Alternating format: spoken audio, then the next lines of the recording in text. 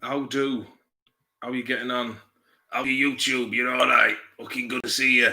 How's the form? Yeah, I tried to do a bit of a live stream there. Didn't work out. The old computer's about 5 years old now. The old computer. So it's either do I go with Mac or PC? This is the question. Is that the question? Who we got in the chat Demas tonight? We got Jade Elwas. How we getting on? Brian Heen. Where's Louis Walsh? How we oh, listen to these. Something else. Ross Plunkett. Jesus Christ, is that a real photo? I think it is. I found it on the internet, so it must be real. Like walking into the set of Children of Men, had to hear the review of the island journey, the island that has turned into the land of the walking dead. Yeah, I put that into a limited state there yesterday because I just, it was a bit late. I haven't reviewed it, but you know what? I'm shooting from the hip, man. You know what I mean? So tonight we're having a bit of crack. Myself and the old live stream boys and girls. You know what I mean? I'll hold this microphone and be like, "Cool, man. Yeah, sweet. Welcome to fucking Dublin. Cool, man. A lot of cool stuff in Dublin. Man, we've got the fucking phase 9 of the lockdown. It's pretty cool, back still getting the dole, so that's nice. Get the full 350. That's pretty sweet, So we're getting all the dole together, all the people together. I wish I was getting the dole. I'm not. It fucking sucks balls, but what can you do? I don't live there anymore. Maybe I should move back just so I can get it and just fucking play World of Warcraft all day. Even though I don't play that game because it's a weird game. I mean, a lot of people play it, but I don't know anything about it, apart from it's fucking like goblins and orcs and shit, and fairies and elves and all that crack. Tonight, I found myself, actually, I don't want to talk like Reese, that impression he does, but I found a bit of comedy there that myself and the lads did. I think it was 2010 in UCC. I might read a bit out to you. Well, I might wait till the old chat fills up a bit. The sound is coming. Is the sound coming through that mic? Do you know what? It's a good question. And I will, you know what? I'll have to go into system preferences and see what the crack is for myself. Because sometimes you have to go into these old things, like, do you know what I mean? No, it's not. It's not. Thank you for picking up. I'll stick the volume up nice and loud. How's that? Is that better? Or Shawnee? No, Shawnee was he was mad on the old Photoshop today. Was Sean? I spent most of the day just on Twitter today. What a fucking waste of a day. But yeah, hey, Cian Wallace, man, how's the crack with you? Are you well at all? Fucking heat, man. The heat is on. Glen Fry job. Fucking Eagles. Any old crack with you? Oh, dear Lord, man, dear Lord. Story Martin. What's the beverage of choice tonight? It's not too spicy. It's just a bit of rooibos tea. Getting on the old rooibos, man. The pride of Africa. Apparently, it's not like your conventional tea. It's a bit like a fucking pine. Let me just get myself in the frame. So yeah, here we are. Tonight, a bit more crack. Last night was a bit, but I'll try to steer away from any spicy shit, man. Do you know? Oh, Oisin Campbell. Oisin Campbell. How are you getting on? Any crack? Fuck me, living in style. You know me, hey, you know me. Do you ever go to fucking... There's a place called the Tea Rooms in Rathmines, Dublin. It's like, we'll get off the bus and go for a bit of tea. It's fucking mad. Dude. Got scones and cakes and everything. It's fucking deadly. Any old crack? We're 22 viewers in the house tonight. That's good going, man. Joseph Sullivan, you got cans delivered. Ooh. Fuck me. It's an awful time to be off the old drink, innit? Any harp, lad? What are the drinks of choice there, Josephine Sullivan? You know, the old McGarrigles. The McGarrigles isn't bad now. If I'd be drinking a couple of bottles of the old McGarrigles, I'll go back and fucking, go back to Ireland, man, and fucking McGarrigles. Some fucking boys, man, you know what I mean? Some fucking boys, McGarrigles.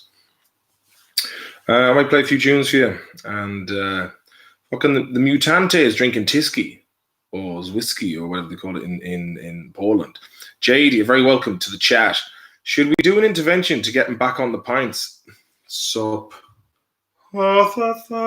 Sup.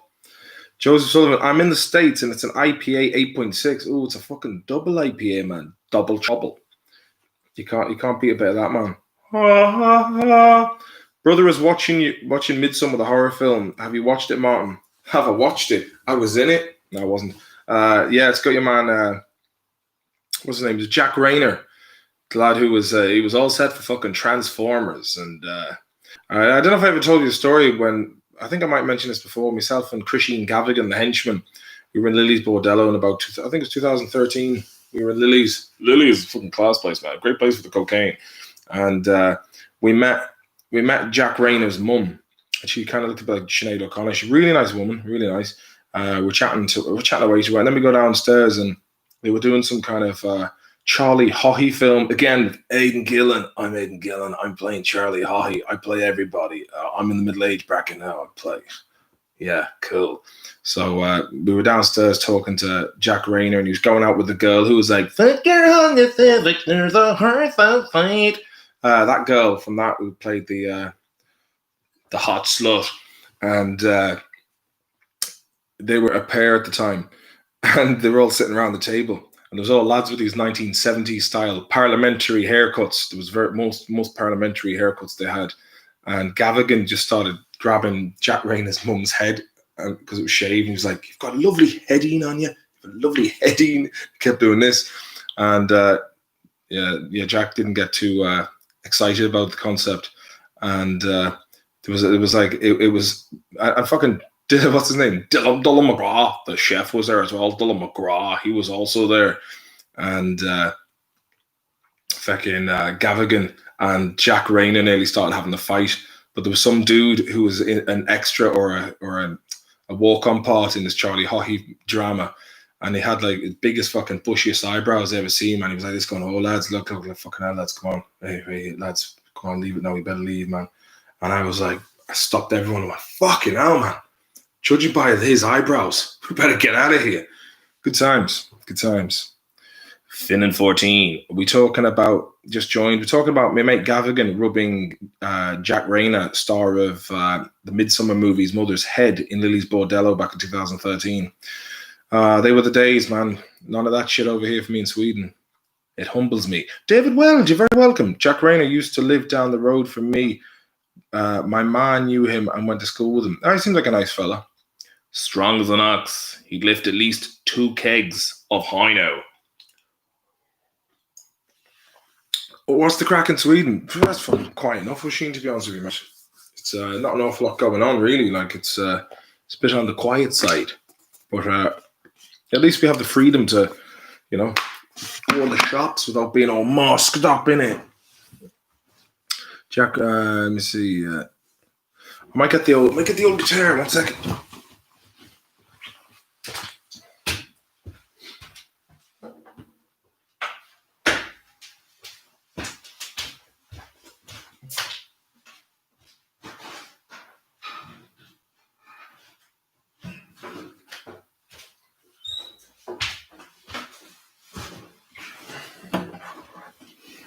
Oh, tonight.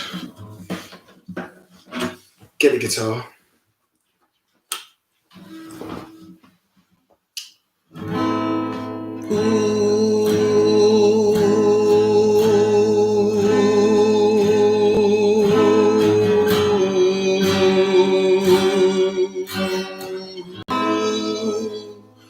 Did you hear the crack with Tawny Houlihan? He's a fucking hard man to beat.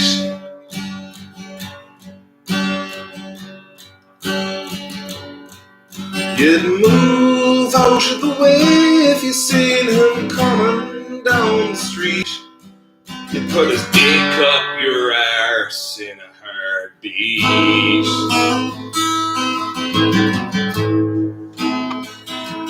Don't get bummed. Don't get bummed by Jedwards and Tony Houlihan. Don't get bummed. Don't get bummed by Jedwards and Tony Houlihan.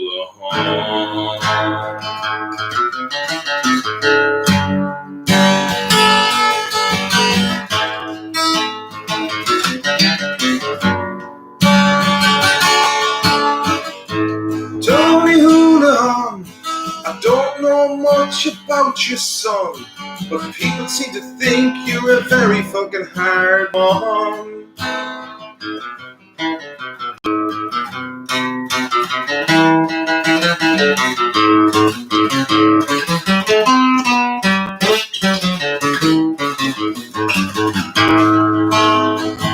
Sucking on my fucking penis. Tony Hoohan and Jedward. Jedward got depressed and went on the Late Late Show. And all the feckless Egypts in the comments said they were so stunning and brave.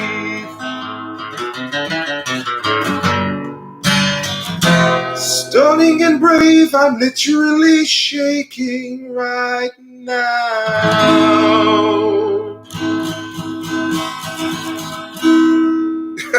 Shawnee said I'm going to turn Jedward into a human centipede. Craic is good, lads. Craic is good, I won't lie.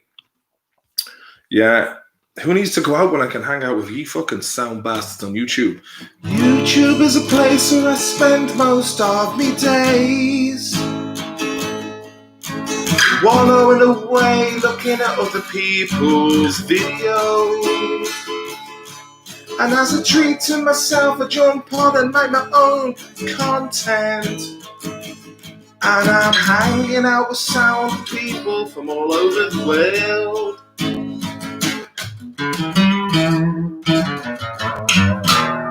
Is that mic coming up? 1 2 1 2. How's that sounding? Give us an Ashton touching there in the comment section, please. Put the fucking mic on, son, will you? Put fucking mic on. Oh shit, my microphone just got a bit of brewer's droop. He was on the fucking whiskey. I saw my mate Kinsler sent something to a WhatsApp group today about a guy. I don't know if you've seen that footage of the lad on the moped in England, and he was like riding a moped on the pavement while presumably pissed, wearing nothing but a pair of shorts, and they reckon his dick came off. Is that true? Was that being confirmed? I can show you pictures, but I wouldn't want to scare you. There was just like a picture of like a dick on like what looked like a pair of a box for a pair of spectacles. Who are your top 3 bands, horse? Ooh, I'd probably always. It was one always floating around as the old.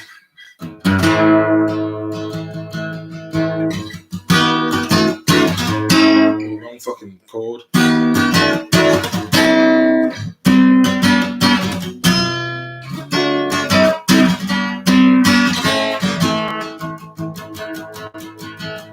Oh, Mikey, thanks very much, mate. Fucking really appreciate that. Mikey Reinhardt, you're a very kind man, sir. Thank you very much. Mike, for you, I will sing any song of your choice, providing I can play it. Guns N' Roses is right. Night Train. Fuck.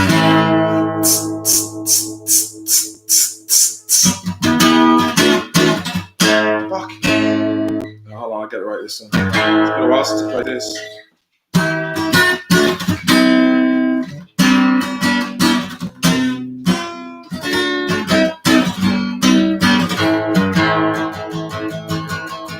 Now my West Coast strutting. One bad mother got a rattlesnake suitcase under my arm, saying my mean machine been drinking gasoline and honey, you can make my motor run. I one night left, I'm a night left. Oh fuck! I haven't played that in a while. Sorry. Fuck that one up. Talk to me softly. Something in your eyes. I know how you feel inside. I've been there before. Which music is better, says Sean. Heroin inspired versus coke inspired. Probably coke inspired, really. That'd be a bit more crack. And thank you very much, Mikey Reinhardt. I'll make a song about Mikey Reinhardt. Mikey Reinhardt is a sound skin. He's off there doing pictures of Shandy Ganley. And he's given a bacon to Billy Boy Gates, the gates of hell. fucking turn it on.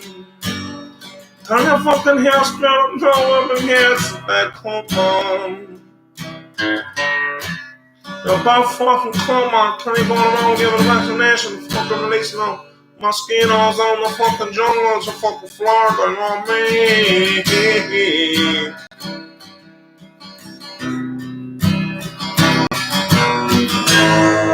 Smack his fucking cat, Billy Boy Gates of Hell. Put me dick up his hole in the punishment bumming, yeah. We got our good old friend, my co-producer here, Lord Quato. How are you, Quato? He's having a little kip. You all right, mate? He's a bit browned off. What's it? Huh? You're a good lad, aren't you? Yeah. The old co-pilot there. I might get him into the frame. I like the way there's a picture of a wolf up there. He likes that. It's the wolf, the corner of the wolf. Wolfenstein. Yeah, Wolfenstein. Any crack with you? Shady interlude. Or the interlude of shady. I can see it still. Look at this lad, man. Absolute prince. They call him the Prince of Persia, even though he's not even from the Persian Orient. Wow, man. Check this out. Look at them, man. Wow, I've seen the fucking teeth on that. What's up? Dylan Doyle knows well the crack. Mick Jagger or David Bowie? Ooh.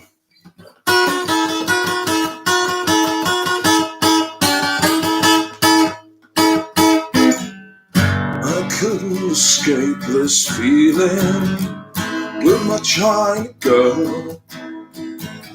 Wake up in the morning, where's my little China girl? It's a tough one, that is. They both got a great repertoire of tunes. I met a Gin-Sound barroom queen in Memphis. She had to take me upstairs for a ride. The lady, well, she heaved me across her shoulder. And I just can't seem to drink her off my mind. He is chill. There's a great Canadian guy called Pat Travers, man. He's got a song called Snorting Whiskey, Drinking Cocaine. He's like a cross between Lynyrd Skynyrd, Rory Gallagher. Well, I guess he's a cross between the two of them. He's his own thing, really. More cowbell, says David Weld. Fair play to you. Fair play to you.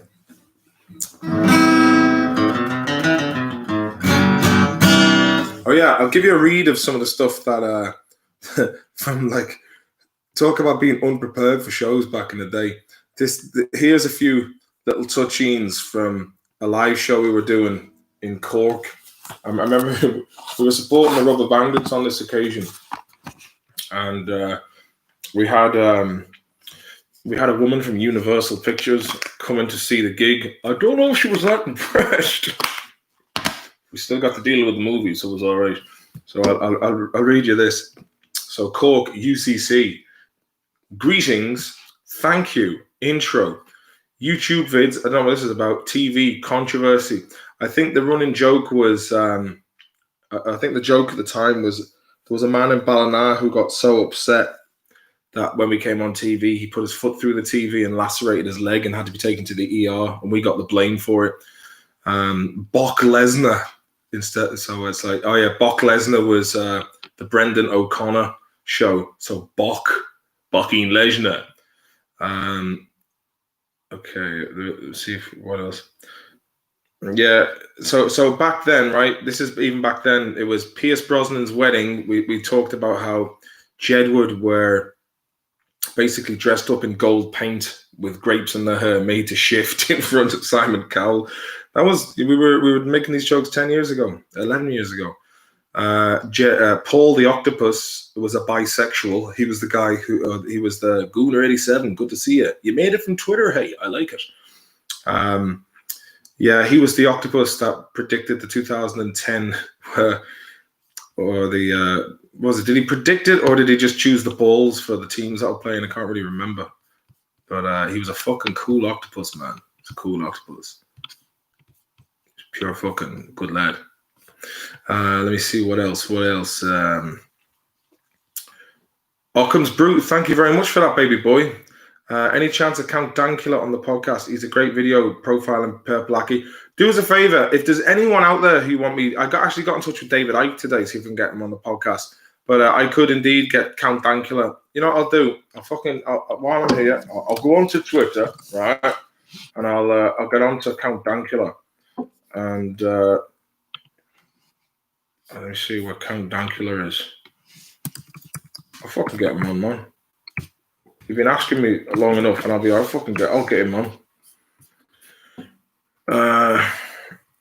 Kamala Haggis.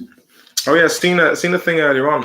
A pedo who raped a 5-year-old girl walked from jail, and ironically, the name of the courthouse was Kidderminster. So yeah, and I wrote a little. I replied to that saying there's hundreds of thousands of concerned parents out there who would beat the fuck out of him in a heartbeat. So he better watch his fucking back, or he'll have dark justice on his tail.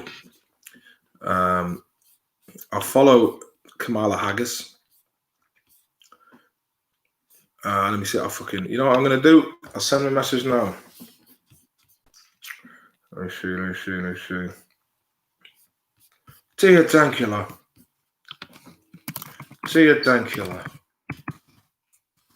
I hope you are feeling most dank in such times.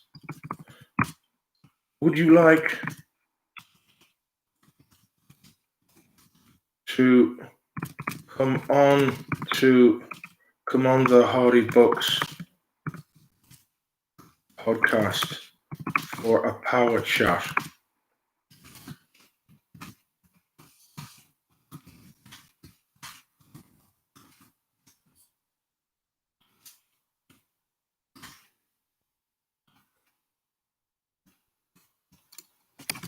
I'll say, stay stunning, stay brave. So there we go. Lovely stuff. So there you go. It's winged its way over to you there, Occam's Brute. Fair play to you. Sean Thornton, only one cure for pedo, brutal death. You don't mince your words there, do you, Shawnee? Let me see. I've got some. Let's see what Twitter has been saying. Hey, mate, Rod is on. I am indeed, mate. Yeah, I was asking, am I doing the live stream? Hop in for the crack. Right, you might see Rod pop in. Let me see. Yeah, not an awful lot has been going on. Apparently, Bruce Springsteen said he's gonna leave America and go to Australia if Trump wins. We've heard that before 4 years ago. I mean, it made fuck all difference then. It'll make fuck all difference now. So, Graham Russell, good to see you. We spoke briefly there on Twitter a few minutes ago about the Leb and the Web coming up. The Meb and the Leb, as in the Morton Estate Bad Boys and the Liso Estate Bad Boys, arranging some sort of punishment for the wrongings of the Dáil, or as English people would call it, the Dáil. Johnny O'Sullivan's very welcome to the crew. You're very welcome, Johnny O'Sullivan. Are you any relation to Joseph Sullivan? Play some classic Oasis. All right, you know what, John? No time like the present, mate. Classic Oasis. Fucking hell, man. You put me on the spot there. I was going to the old guitar. Like it. Yeah, it was good to get a nice. This is more of a chilled out session. So we'll have a little. I'll put this on for you. Fuck, the Vipers at Arse Admin Hayes. So the Viper dropped in. Story man, Keith Moon or Ginger Baker? Fucking hell, David Weld, mate.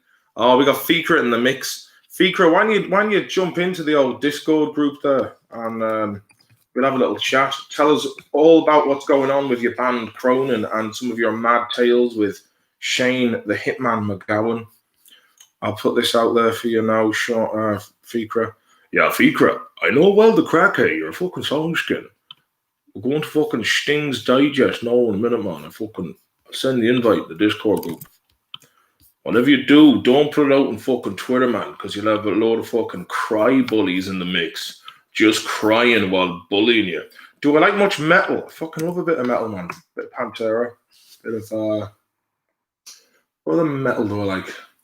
Bit of Sepultura. But that's more, I don't know what the fuck that is.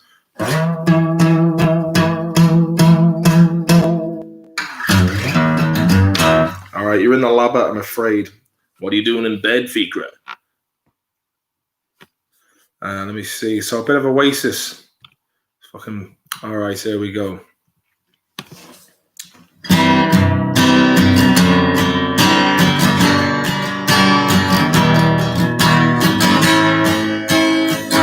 Here we go. This is from the Scribe of Noel.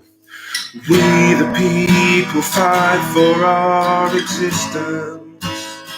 Don't claim to be perfect, but we're free. We dream a dream alone with no resistance. Just taken from Pink Floyd. Fading like the stars we wish to be. You know I didn't mean what I just said.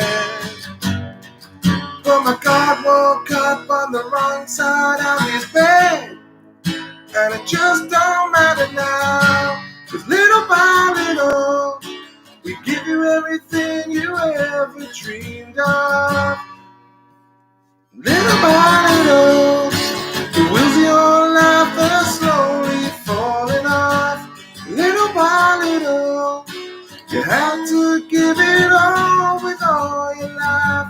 And all the time, I just ask myself why you're really here. True perfection has to be imperfect.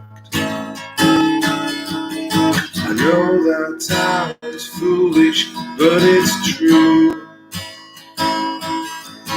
The day is coming now, you'll have to accept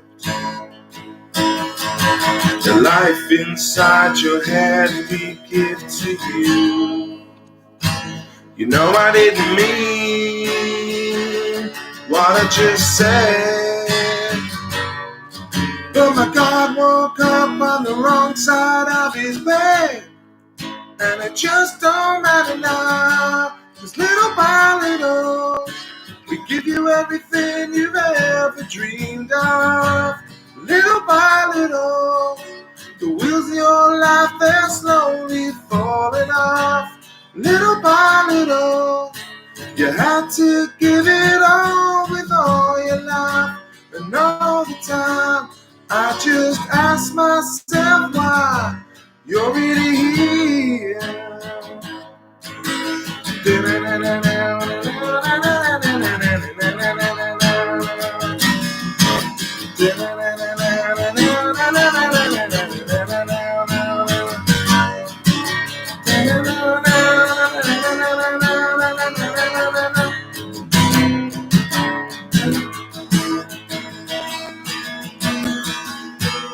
Fuck that one up. Little by little, we give you everything you ever dreamed of. Little by little, the wheels of your life, they're slowly falling off. Little by little, you have to give it all with all your life. And all the time, I just ask myself why you're really here. Yeah, that was a bit rusty there. Don't really know that one. It was that because it was a solo, which is the P sells, but who's buying it? Is that a bit of Megadeth? A ball. I like the way I spell ball. It's like a Boston ball. Shawnee Thornton.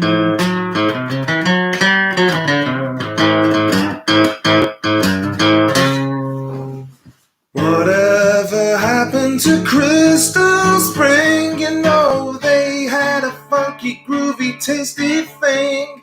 The mother, she was tired and the sister could sing, and it was like chewing on a spicy chicken wing, yeah.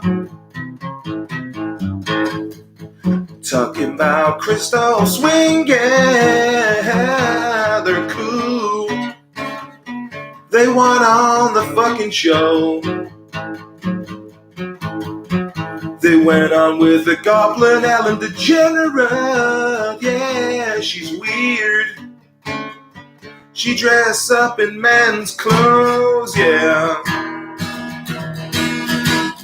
But if you ask her for a chat, yeah, she'll make sure you eat the chewing gum.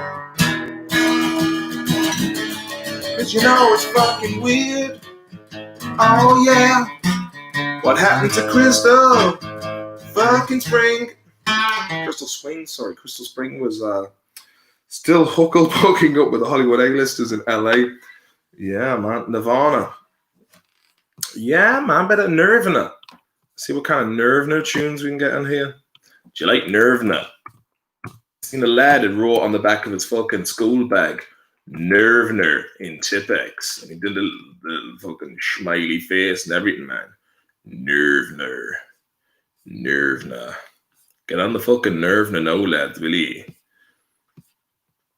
Let's see what we got here. We got a lot of Smells Like Teen Spirit, man. Yeah, we'll do The Man That Sold the World. C sharp, F, D minor, A, and C. I can fucking do a bit of that.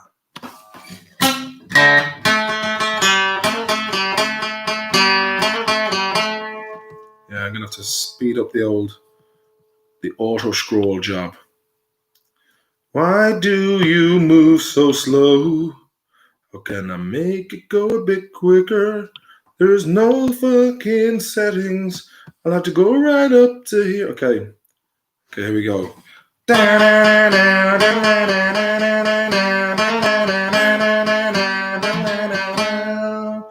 We passed upon the stairs. Spoken was a well, although I wasn't there. He said I was his friend, which came as a surprise. I spoke into his eyes. I thought you died alone a long, long time ago. Wrong fucking. Oh no, not me. We never lost control. You're face to face with the man who sold the world.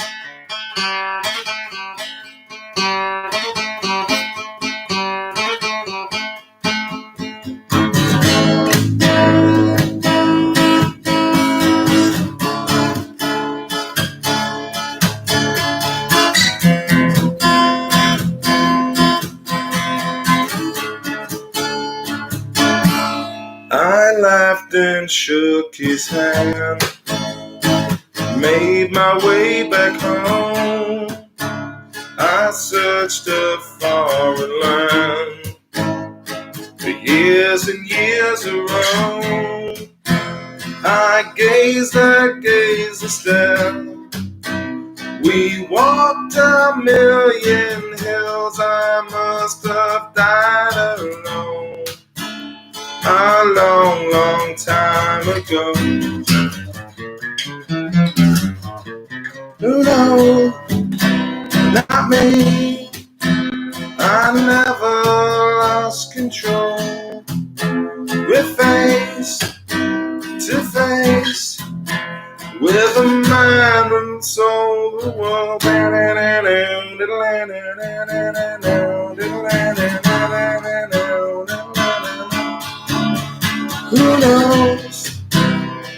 me, we never lost control. You're face to face with a man that sold, with a man that sold the world.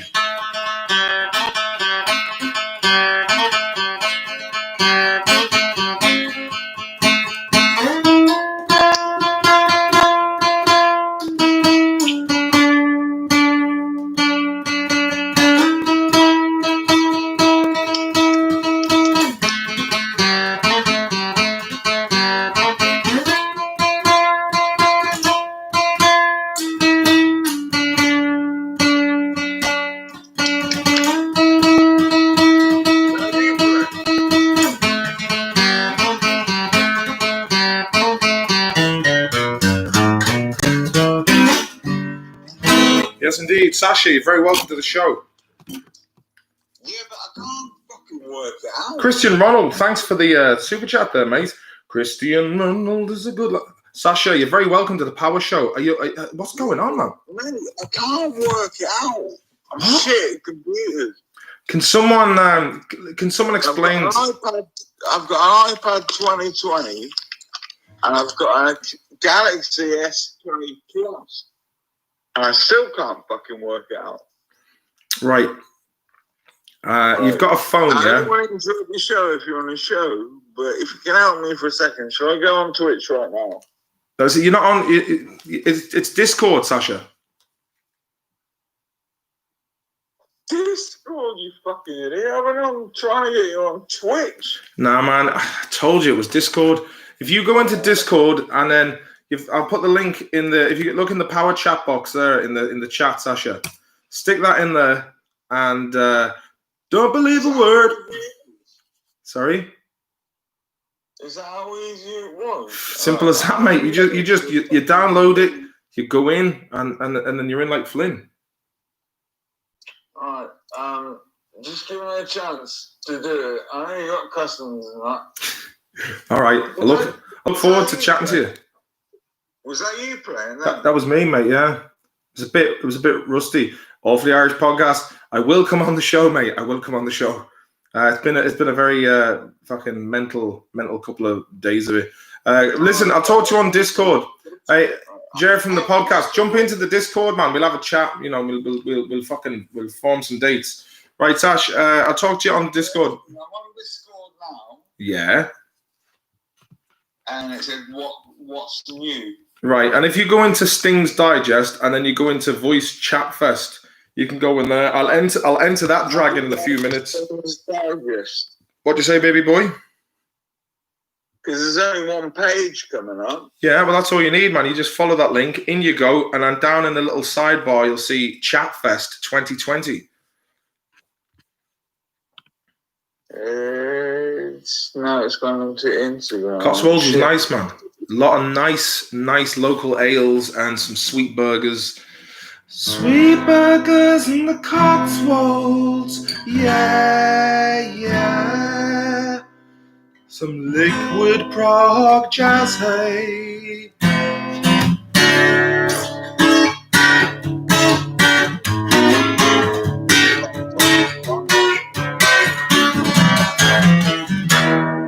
Someone wanted a bit of Thin Lizzy.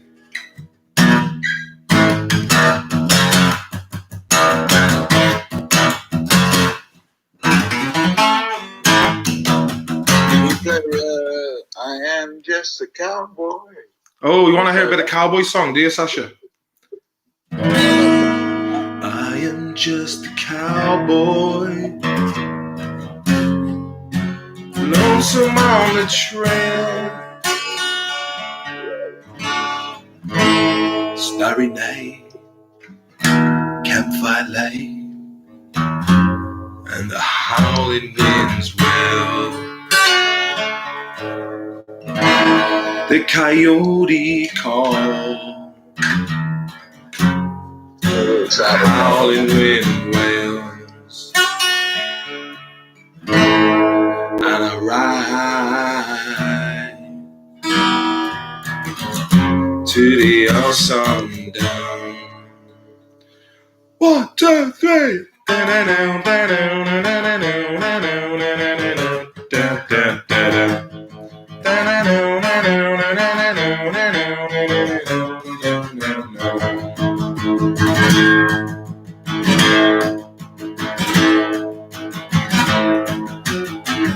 am just a cowboy, lonesome on the trail. Lord, I'm just thinking about a certain female. Nights we spent together, alone on the trail. And we ride till the old sundown. Roll me over and turn me around till my feet, they don't touch the ground.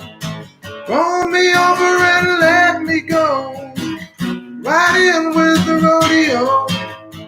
I was took in Texas and I didn't know her name. All these southern girls all seem the same.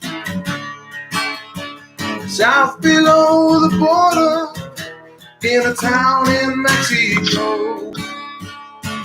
Got a job busting broncs for the rodeo. Roll me over and turn me around, then my feet, they don't touch the ground.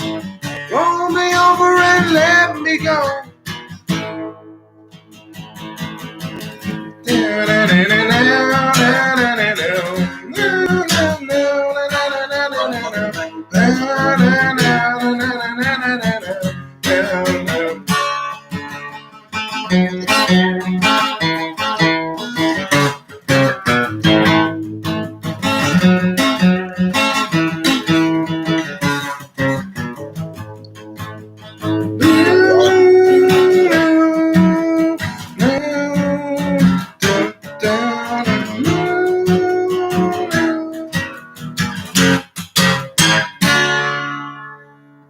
Oh, pirate! Oh, wrong chord.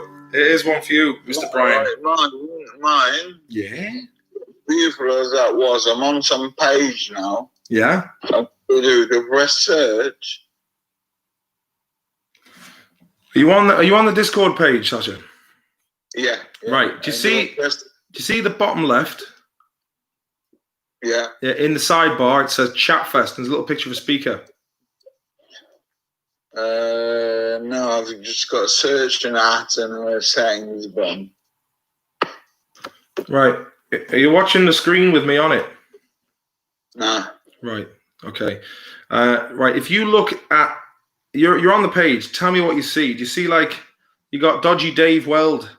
How can I be homophobic? I watch lesbian porn. Yeah. So if you look in the comments, can you see that? The bottom of it should be like a smiley face. No, I'm not even at that point yet. I just need to.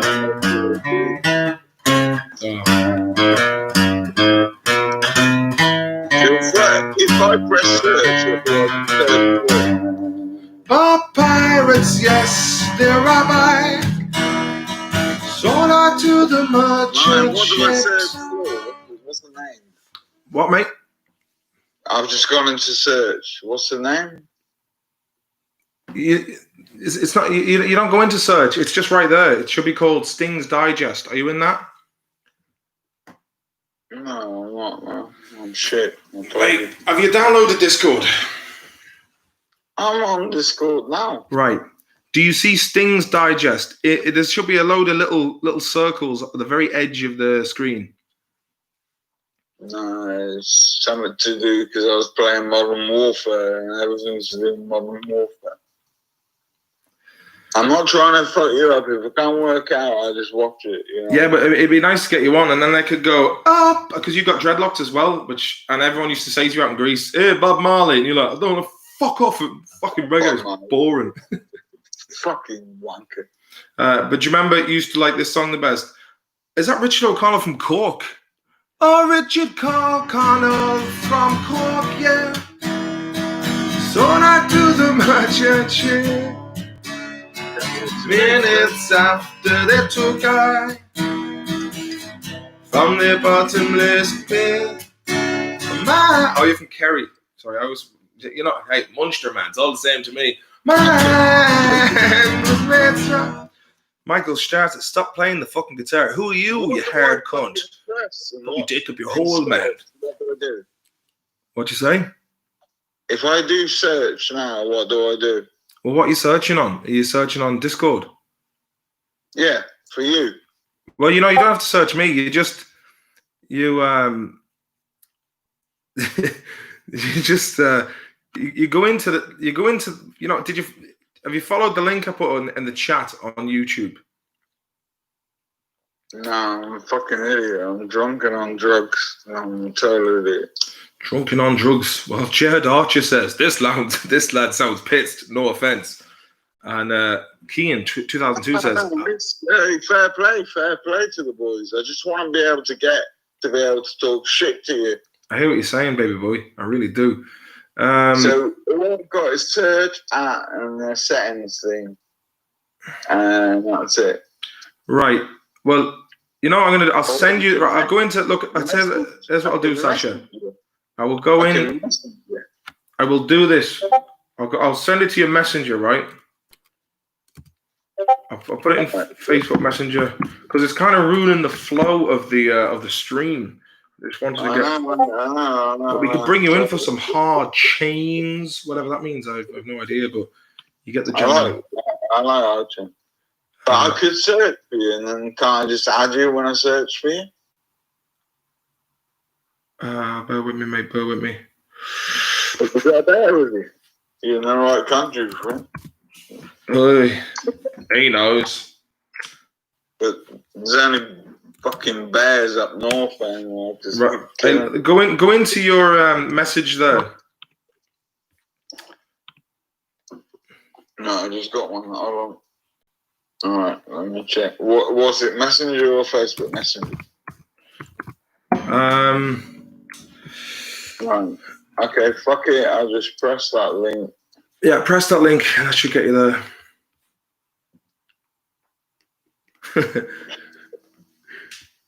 Lico Beast's in the house. Richard O'Connell got married the other week. Fair play. Congratulations to give a thumbs up to Richard O'Connell there, and wish him all the best. All the very best to Richard O'Connell, who's just recently got married to a lovely lady. Look out, Beast. I didn't win the late draw tonight. Anyway, got it. Ryan Tuberty can go wank. You know, go wank is an anagram for Gok Wan. Would you be a fan of Gok Wan, Sasha? I'm happy with fucking everyone that likes their own persuasion, you know what I mean? As long as they don't do it to me, I don't give a fuck. Fair enough. I like the way Mr. Bryan said you should take up an IT job. Patience of a saint. Oh, you have no idea the amount of people I've tried to, yeah.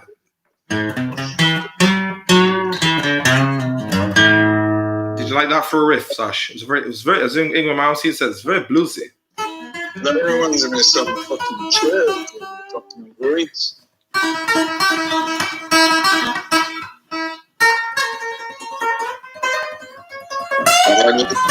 I'm gonna search. Sorry? Just give me the search name and then I'll do it that way. You see, it's a group. I've sent it to you. If you follow that link, Sasha. I just followed the link and it sent me exactly to where I was before. Right. Well, do you not see the chat? The chat? Yeah, the chat. I'm going to go for a quick piss, Sasha, and after the piss, I might have... Just send me the link and I'll work it out. Send it to it, yeah, into Messenger. Yeah, but what is the link? The link is to the Discord group that we will then chat upon. Well, what is the... Maybe the link expired. Yeah, look. Hey, Sasha, I'll send it to you now, right there. I'll send it. It's the same one. Boom. There you go. You go into your Messenger while I have a night. I am just a cowboy.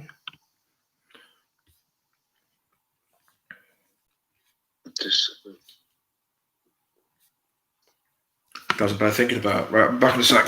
Hold the fort there, lads. Hold the fort.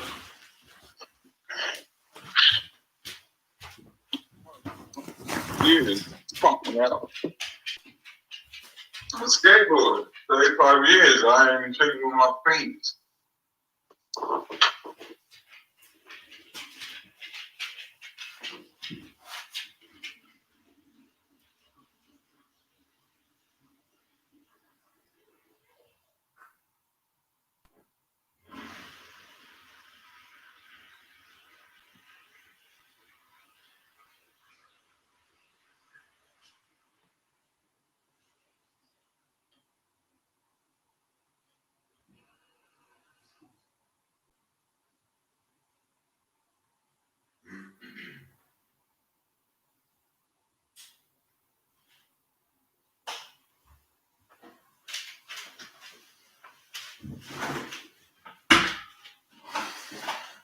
Oh. I'll tell you one thing, Sasha. You drive a man to drink. Just keep sending me back. So I'm on search. Mate, you know what I can do? I can just ring you on. I can ring you on Messenger. How's that sound? You can do that, but why don't I just press search for your name on Discord line? Fuck it. Anyway, look, I'll is this Uber? Said Michael Shart. Right, listen, Sasha, I'll ring you on. He's fucking driven me to drink, hey. I just accepted an invite to quite literally a piss up in a brewery on Monday. I'm like, well, the weekend may as well be a fucking write-off. Sober October is out the window. Yeah, fuck it. All the very best to you all. You're a great gang all together. You're fucking sound, the whole gang, lovely bunch. What'd you say, lovely lad? Can I not just search you and then add you? You see, the thing is, Sash, it's like it's a group, yeah. It's the group. You know what? Add me, right? Add Hardy Books, yeah. Just Hardy Books. Yeah, add my name is Hardy Books on this, I think. Or is it Malmar? I think it is Malmar. Malmar. I'm making it even more fucking Oh, Christ. Oh, just typed in fucking Hardy Books, you fucker. Yeah, mate. Look. Just go to Sting's Digest. Yeah, just type in Sting's Digest into the search bar. Right. And I promise you and all your friends, is it all one word? Or no, 2 words. Stings followed by digest. Okay. Right. Sorry about this, man. I'm interrupting everything. Oh, that's fucking good. Just that. Do you know what, Sasha? You know what I'd be in the market for now, mate? May as well cancel Sober November now. I'd be in the market for some crab sticks that don't actually contain crab. What the fuck are they putting them? I actually bought some really nice Young's crab sticks there with a nice rosemary sauce the other night from Asda in Whitney. And I have to tell you, there's no crab in it. As Alan Partridge would say, crab sticks don't actually contain crab. But they're haddock and pollock, probably the worst bits, mashed together and then baked. But they were fucking tasty, I'll tell you. Just to take the edge off. I'm going to put you on... can I find you on YouTube at the moment? Yes. And then I'll just... Occam's Blues. Crab sticks are nice. That fucking lad knows what I'm talking about. Yeah, but you remember I'm Seamus the Gimp's after you. I'm going to play some mellow tunes while we wait for you to enter the arena of Jah.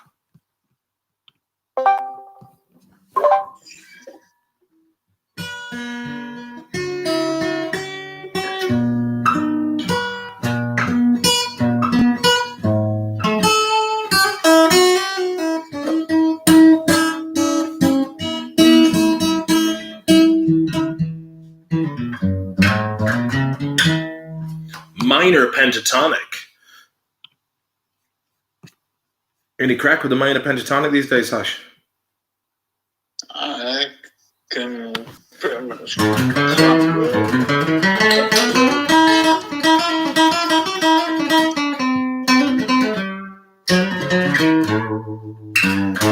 Nick Drake. I know of him, and he was a very influential guitarist.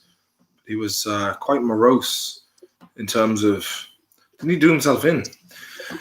Poor old Nicky Drake done himself in. But if he'd held out, he could have been like Cashin Stevens.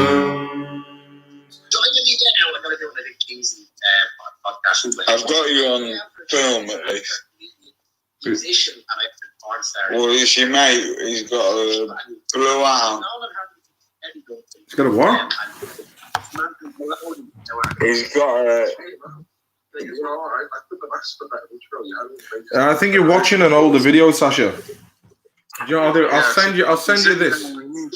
I'll send you the actual power zone, whatever that means. Do us a favour, just stick your finger up your nose if I know if I'm on the right thing. I'll just It's great to have a chat. Stick your finger up my nose, just so I know what's going on. stick my finger up my nose. Yeah, I'll stick one up my ass. It's probably going on Republic Italia and other stuff. Do you know any Charles Manson's tunes? Yeah, I heard them before. Apparently the old Atwa, what was it? Air, trees, water. What was it? Air, trees, water, animals. The song by System of a Down was written about the.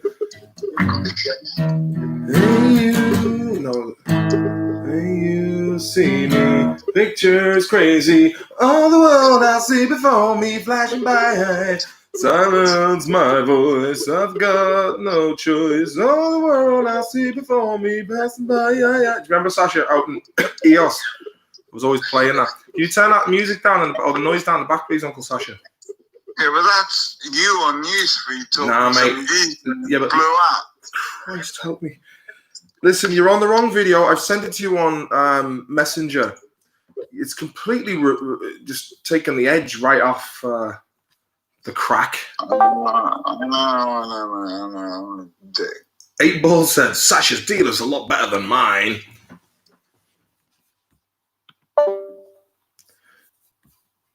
Just ignore me and I'll try and work it out. Right, I've sent you the link to my live stream and all that, yeah?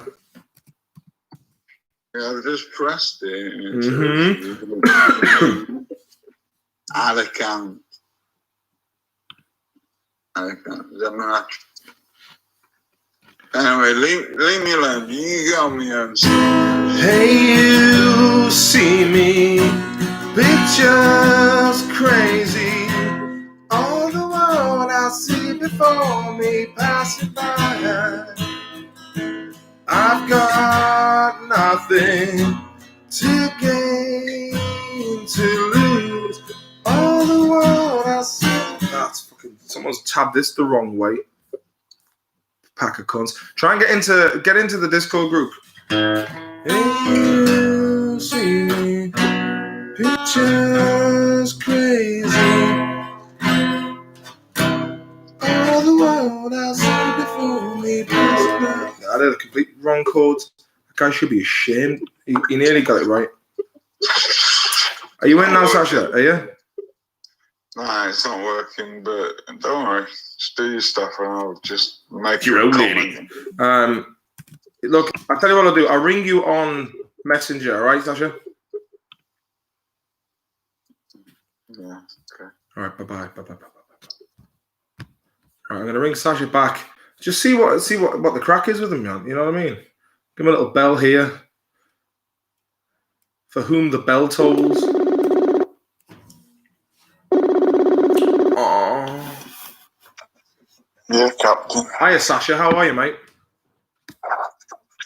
Oh, just as fucked as I was the last time I spoke to you, about 10 seconds ago. Ah, I see. Tell me, are you on the Lambrini? Super Tenants and amateur tuning. Are you on the Tenants? Oh, when in Scotland, why not?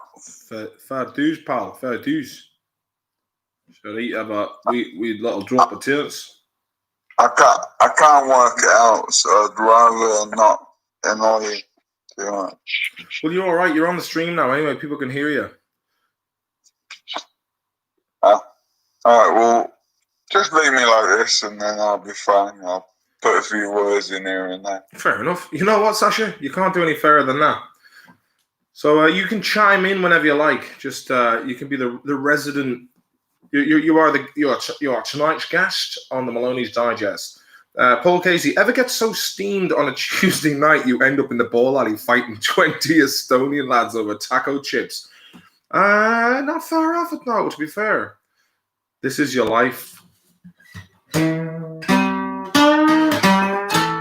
black beans. I got 3 of them out of the way, then I got spazzed by the 4th one.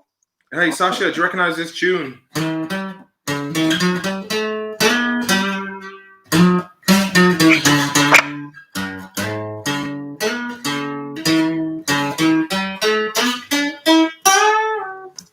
Sorry about that. Anyway, don't matter. As long as I can keep in contact with you via this way, then. Fair enough. You know what I mean? Acoustic version of For Whom the Bell Tolls. Do you remember when we were in, like... Have you ever read the book by Ernest Hemingway? No, is it Ernest Hemingway or is it Steinbeck? I think it's Steinbeck, sorry. Steinbeck. I remember recently rereading a book, Steinbeck's The Pearl, which was about a fisherman who found a pearl, and some bad boys tried to take it off him, and the pearl was cursed. He held on to that, but it brought nothing but shite to poor old Kino in The Pearl. Yeah, it sounds like a Steinbeck novel to me. Yeah, I haven't read it. Would you consider an allegorical cautionary tale? I would consider everything. This is my impression of the actor Paul Giamatti. Sasha, have you ever seen the film Sideways? Yeah, I have. When they go to the graveyards of California. That's the one, yeah. I enjoyed that. With that girl, that Chinese thing. Yeah, you know what I'm talking about, mate. You know the crack, don't you? She was, yeah. I'd love to give her a Facebook poke. I like what you did there. You took it one way, and we were like, "Oh, here we go," and you kept it clean. Do you like this song? La la la la la la la la. La la la la la la la la la. No, there's lovely symphony. La la la la la.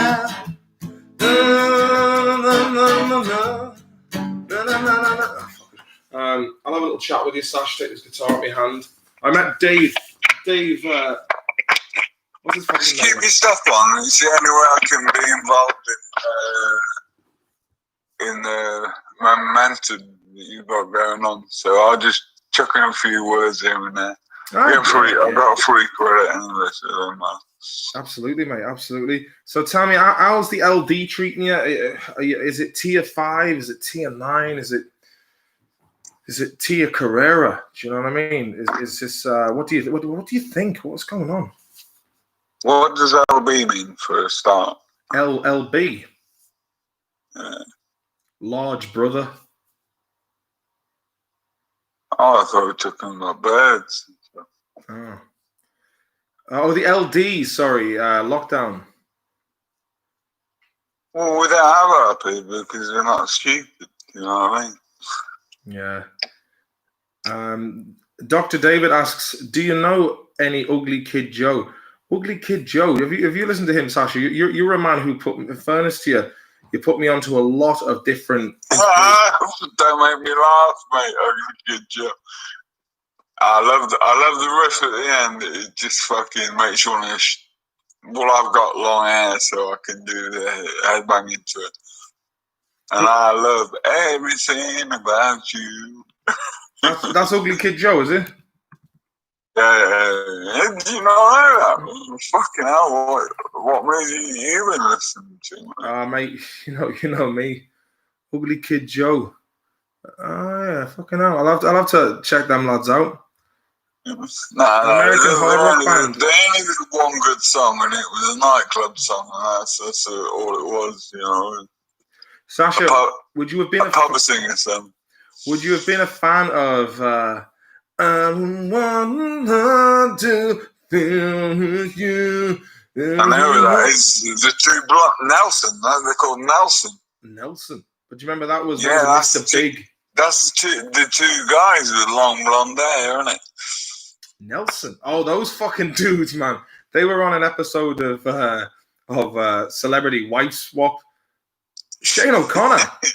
Merci beaucoup, mon ami. Fair play to them. You know what I mean?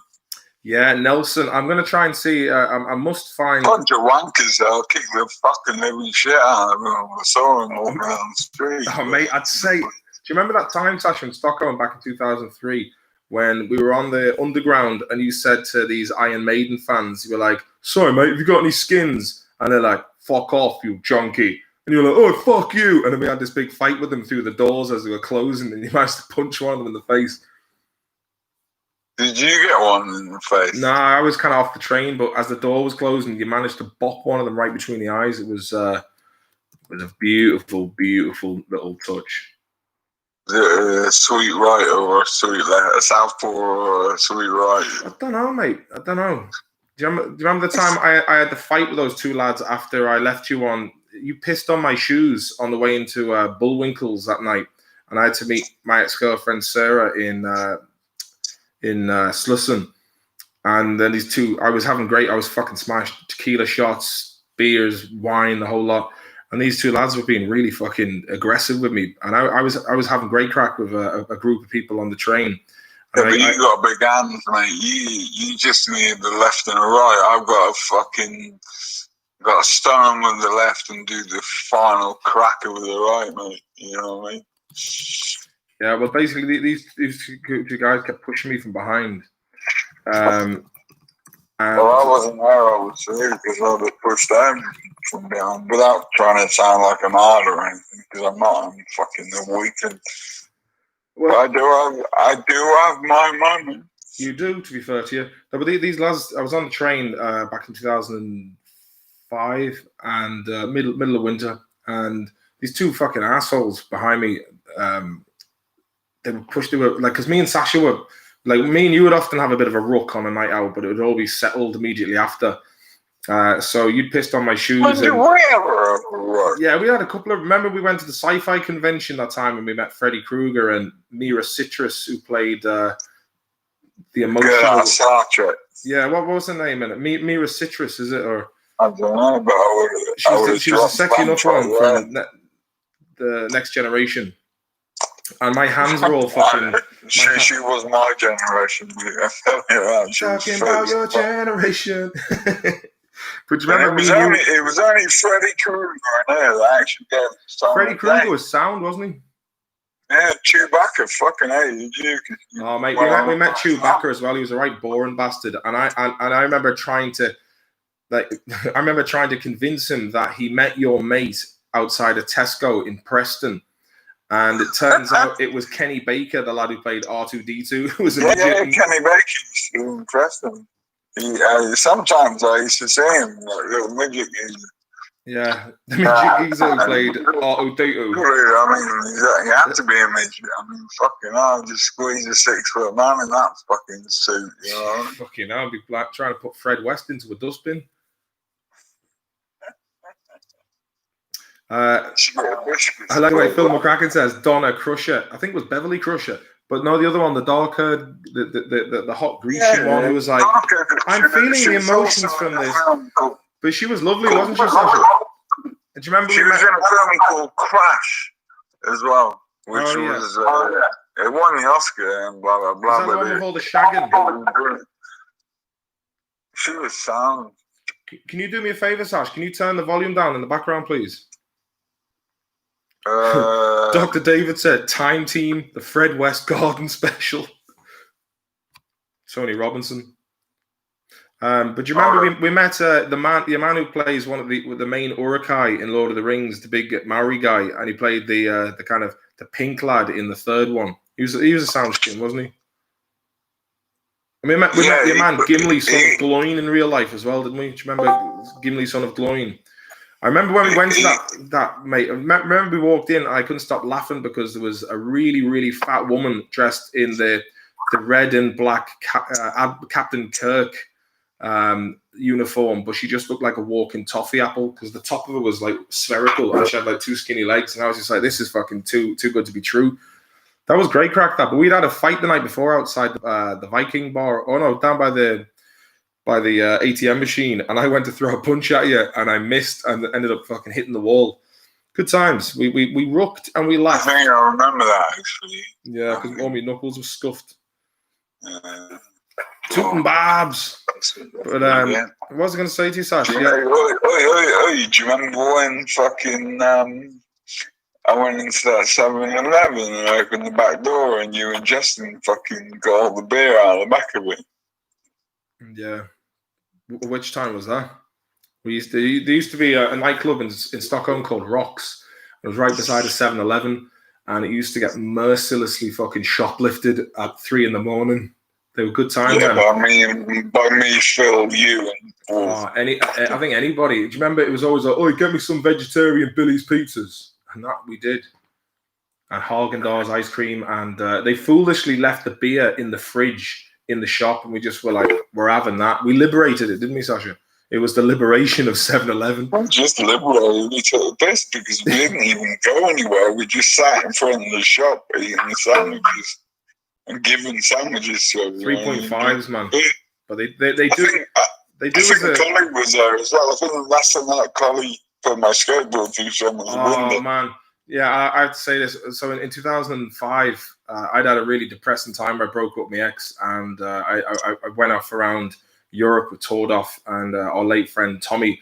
And on the provision that I was going to come back to Sweden with Tordov, I said, promise me you will come back to Sweden and I'll go with you on this trip. And he was like, oh, I promise. And he just fucked off to Paris, and I had to go back really depressed. But Owen, Tom, and our friend John Phelan came over, and it was like the cavalry had arrived. But Owen was just fucking out of control, man. His behavior was, he took Sasha's skateboard, just threw it through someone's window, smashed it. With your ex-wife, you were living at my gaff for about a week. Yeah, I was hanging around your gaff. In fairness, there was a lot of tasty womanizing going on in that place, and some great memories. Great memories. Am I on your site right now? Sorry? Am I on your site right now? You're having a shite, are you? No, am I on your fucking net stream, whatever the fuck you call it?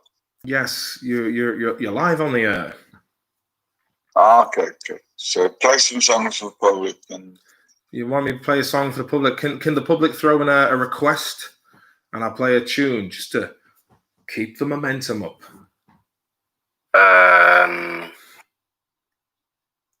Play. Oh, it's Zach. Oh yeah, sorry, I said We have our resident teenager Zach is in again tonight. How are you doing, Zach? Meet Sasha. Hey, what's up, Sasha? What's the crack? Hey, Zach, you alright, mate? What's up? Song suggestion. Do you know how to play? Yeah, no. On a Friday night, it's called Shadow Dancing, not Shadow Boxing. Shadow Dancing. Freddy Krueger, Dream Warriors. Nice one from Eric Rowe there. Gunshot some man. 8 Ball wants Columbia. 8 Ball gets what 8 Ball wants. 8 Ball. Where's Collie? Collie, I don't know, mate. He's probably knocking around the wilds of Mayo at the moment. Just living naked in the woods and all that shit. Hunting for Chewbacca. Okay, are you ready for this, Sasha? A bit of definitely. I'm always ready for everything. Always ready.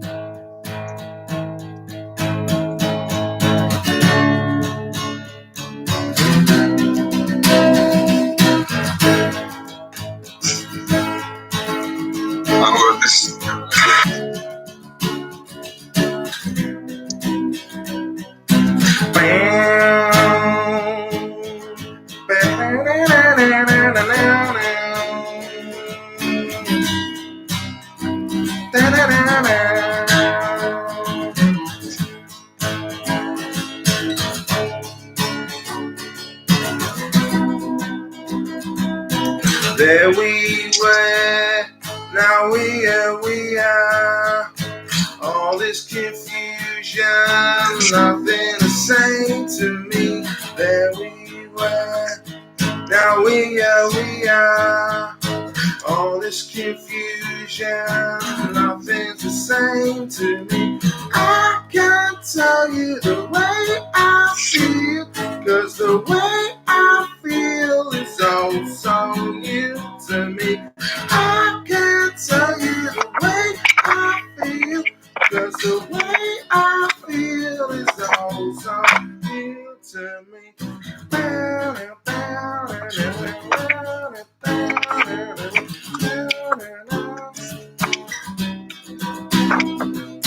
What I've heard is not what I hear.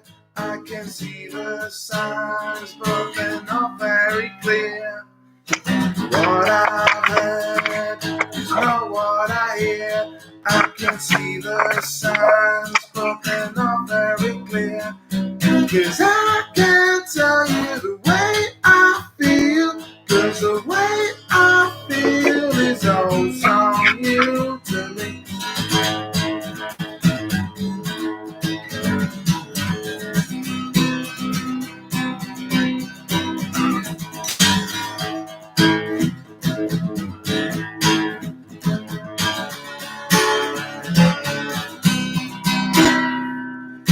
Is this confusion or am I confusing you?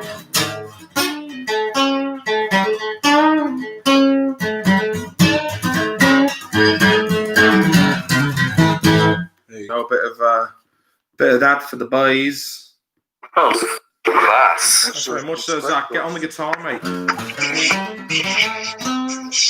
Zeppelin or Pink Floyd? Zeppelin.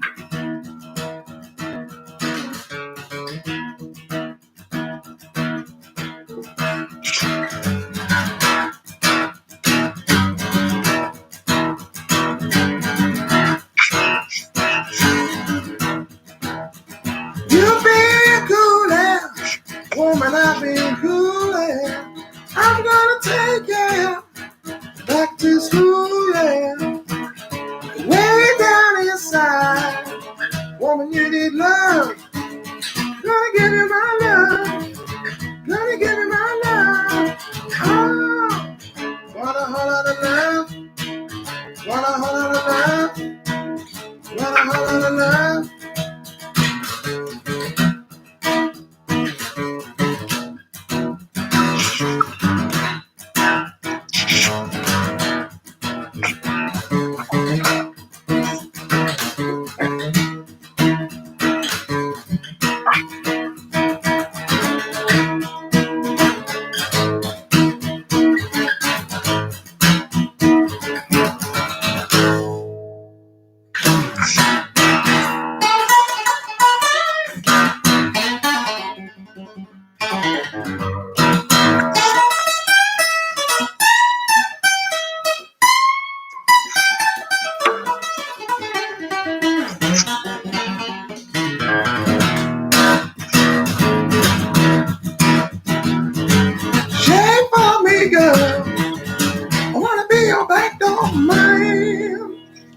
Soft rock cocaine enthusiasts. Fucking amazing. Thanks very much, Zach. Do you know a bit of this?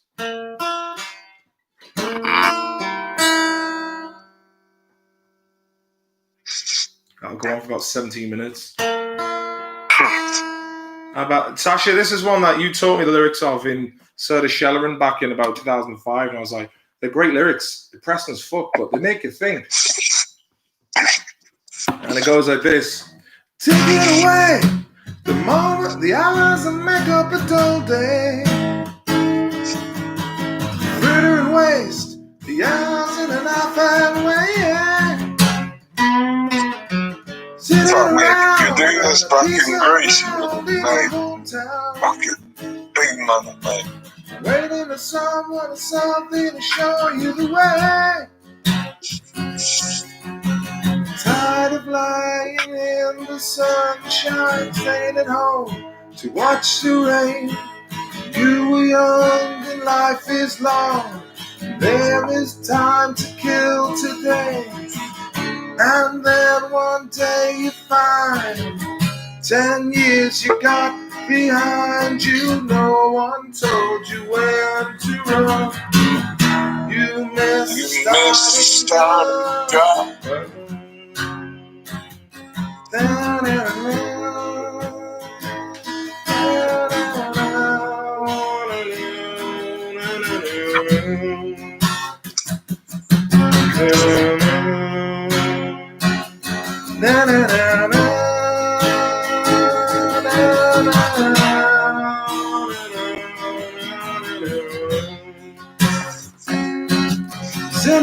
Then you run to catch up with the sun, but it's sinking. Racing around to come up behind you again. The sun is the same in a relative way, but you're older, shorter of breath, and one day closer to death. Every year is getting shorter, never seem to find a time. Plans that either come to naught, or half a page of scribbled lines, hanging on in quiet desperation is the English way.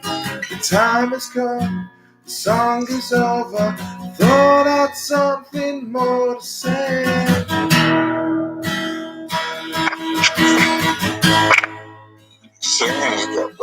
Yeah, that was that's a good old tune. Jonah Anderson, thank you very much. I really appreciate it. Go on. Whatever happened to the Hardy Bucks beer, Martin? 'Twas on a sale in pub in Carlo.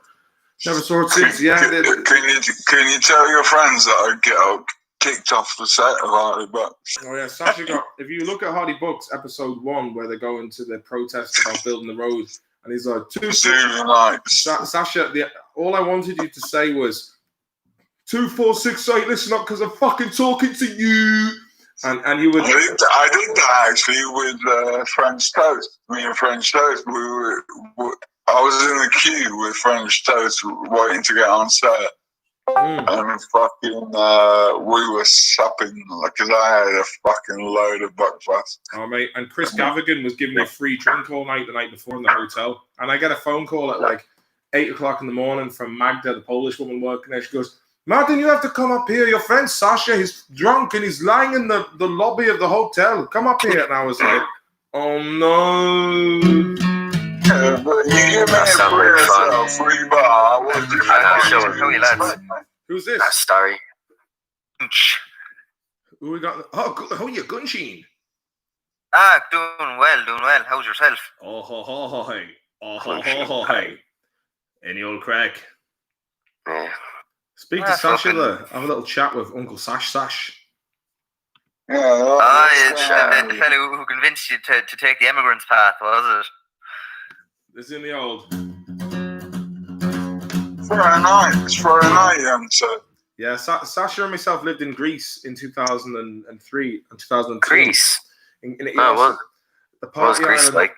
Oh man, you want to see the women's that were just hanging off Sasha the whole time. It was. I did my apprenticeship under Sasha, fair play to him, and I have to hand it to you, Sash. You took me out of me shell. Took me right out of me shell. You created. Funny, I need someone. You have quality bears every fucking weekend, you know what I mean? But you gotta be fucking pissed, and you gotta make sure they're pissed. Well, you don't you don't do it that way, but they end up getting pissed, and then you wake up in some weird place with some hot bird underneath you. Yeah, universal language that. I have to say, lads, one thing that really did help with the talking to women and sealing the deal was getting to a stage where you're absolutely smashed, but not so smashed you're throwing up, because there's like this little sweet spot in them. Like you're guaranteed a bastard of a hangover the next day, but it was always like that sweet spot between being absolutely hammered and still being with it. And it was like the magic hour where you were just, it was like if you're playing Fallout and then you drink enough beer, and your charisma points go up, and you can do loads of cool bartering and stuff.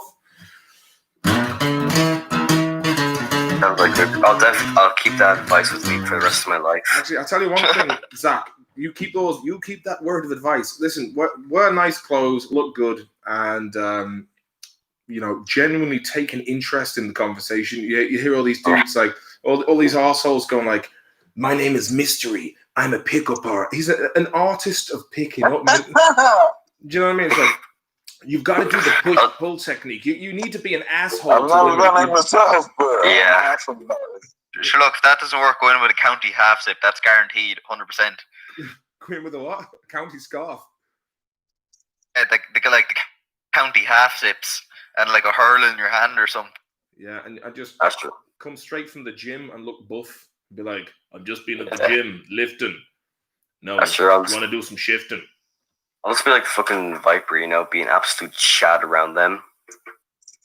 Yeah, look. Look at the old t-shirt and everything. Yeah. I remember I was asked to come on to 98 FM after I did some when I was on that fucking Celebrity Apprentice bollocks. They said, "Martin, why didn't you come on and just like give us some advice and stuff?"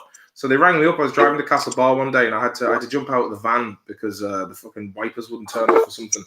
And I jumped out and I was doing this. I was having this like phone in, and they were like, "Martin, we've got a guy here who's asking, how do you talk to women?"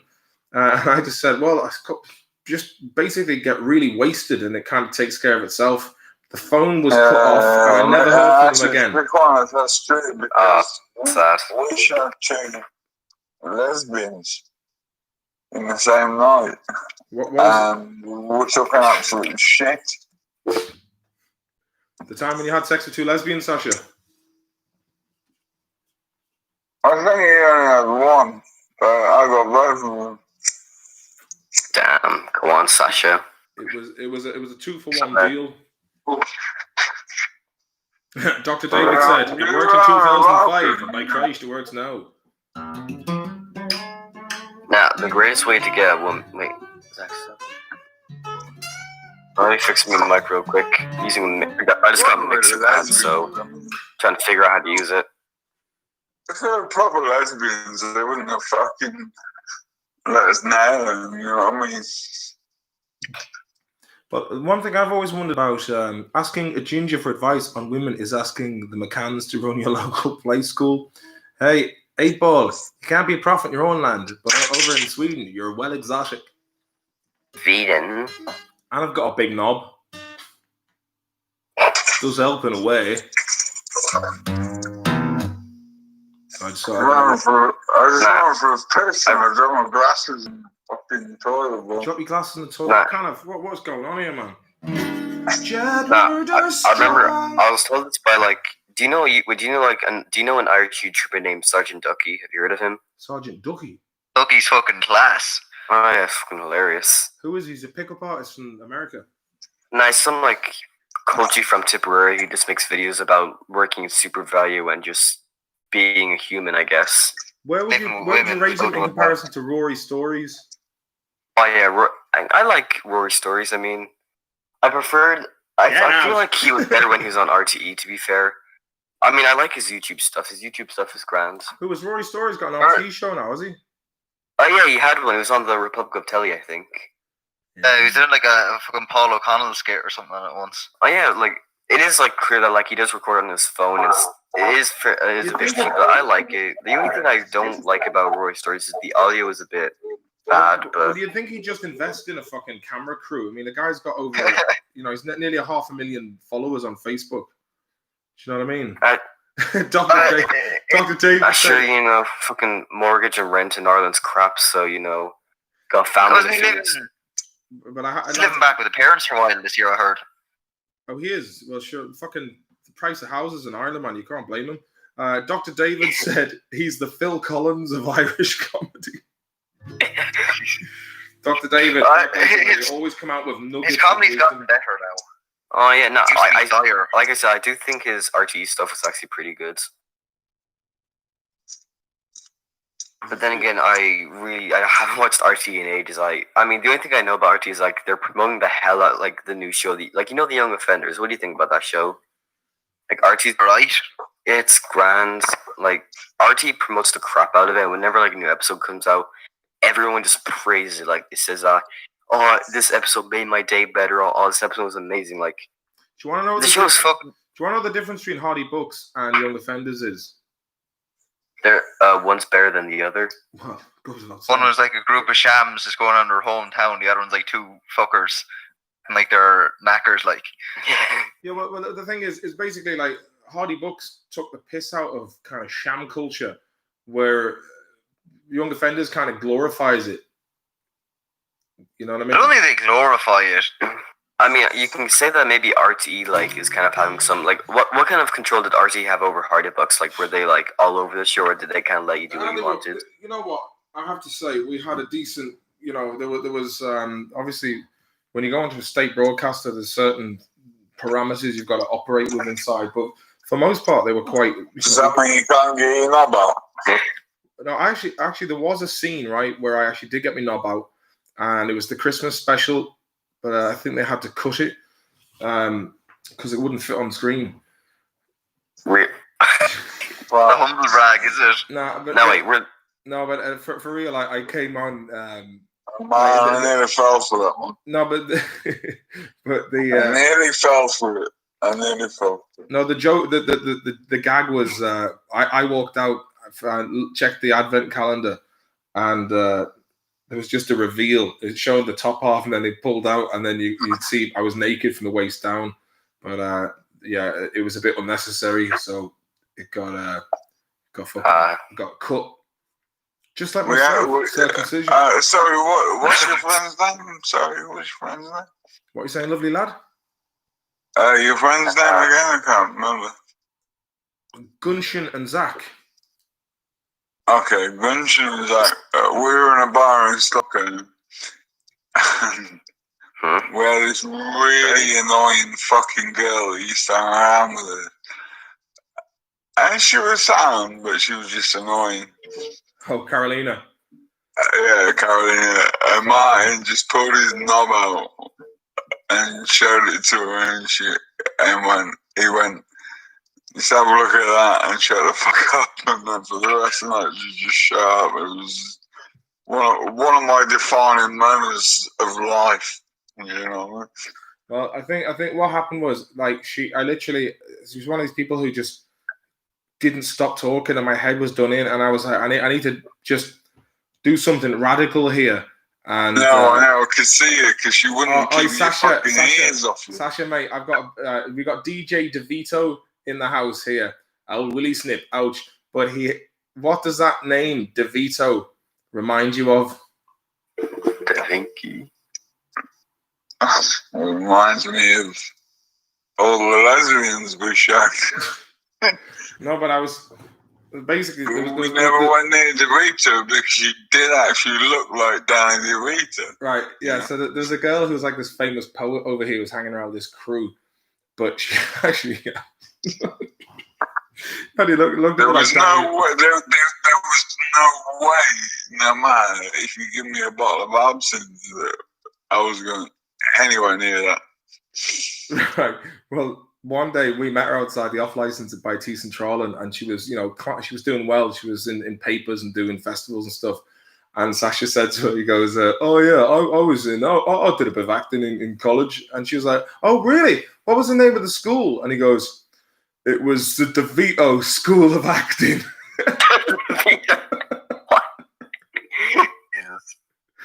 You were trying to hide it when I made good food, was inside robbing the fucking place, you know what I mean? Oh man. The DeVito School of Acting.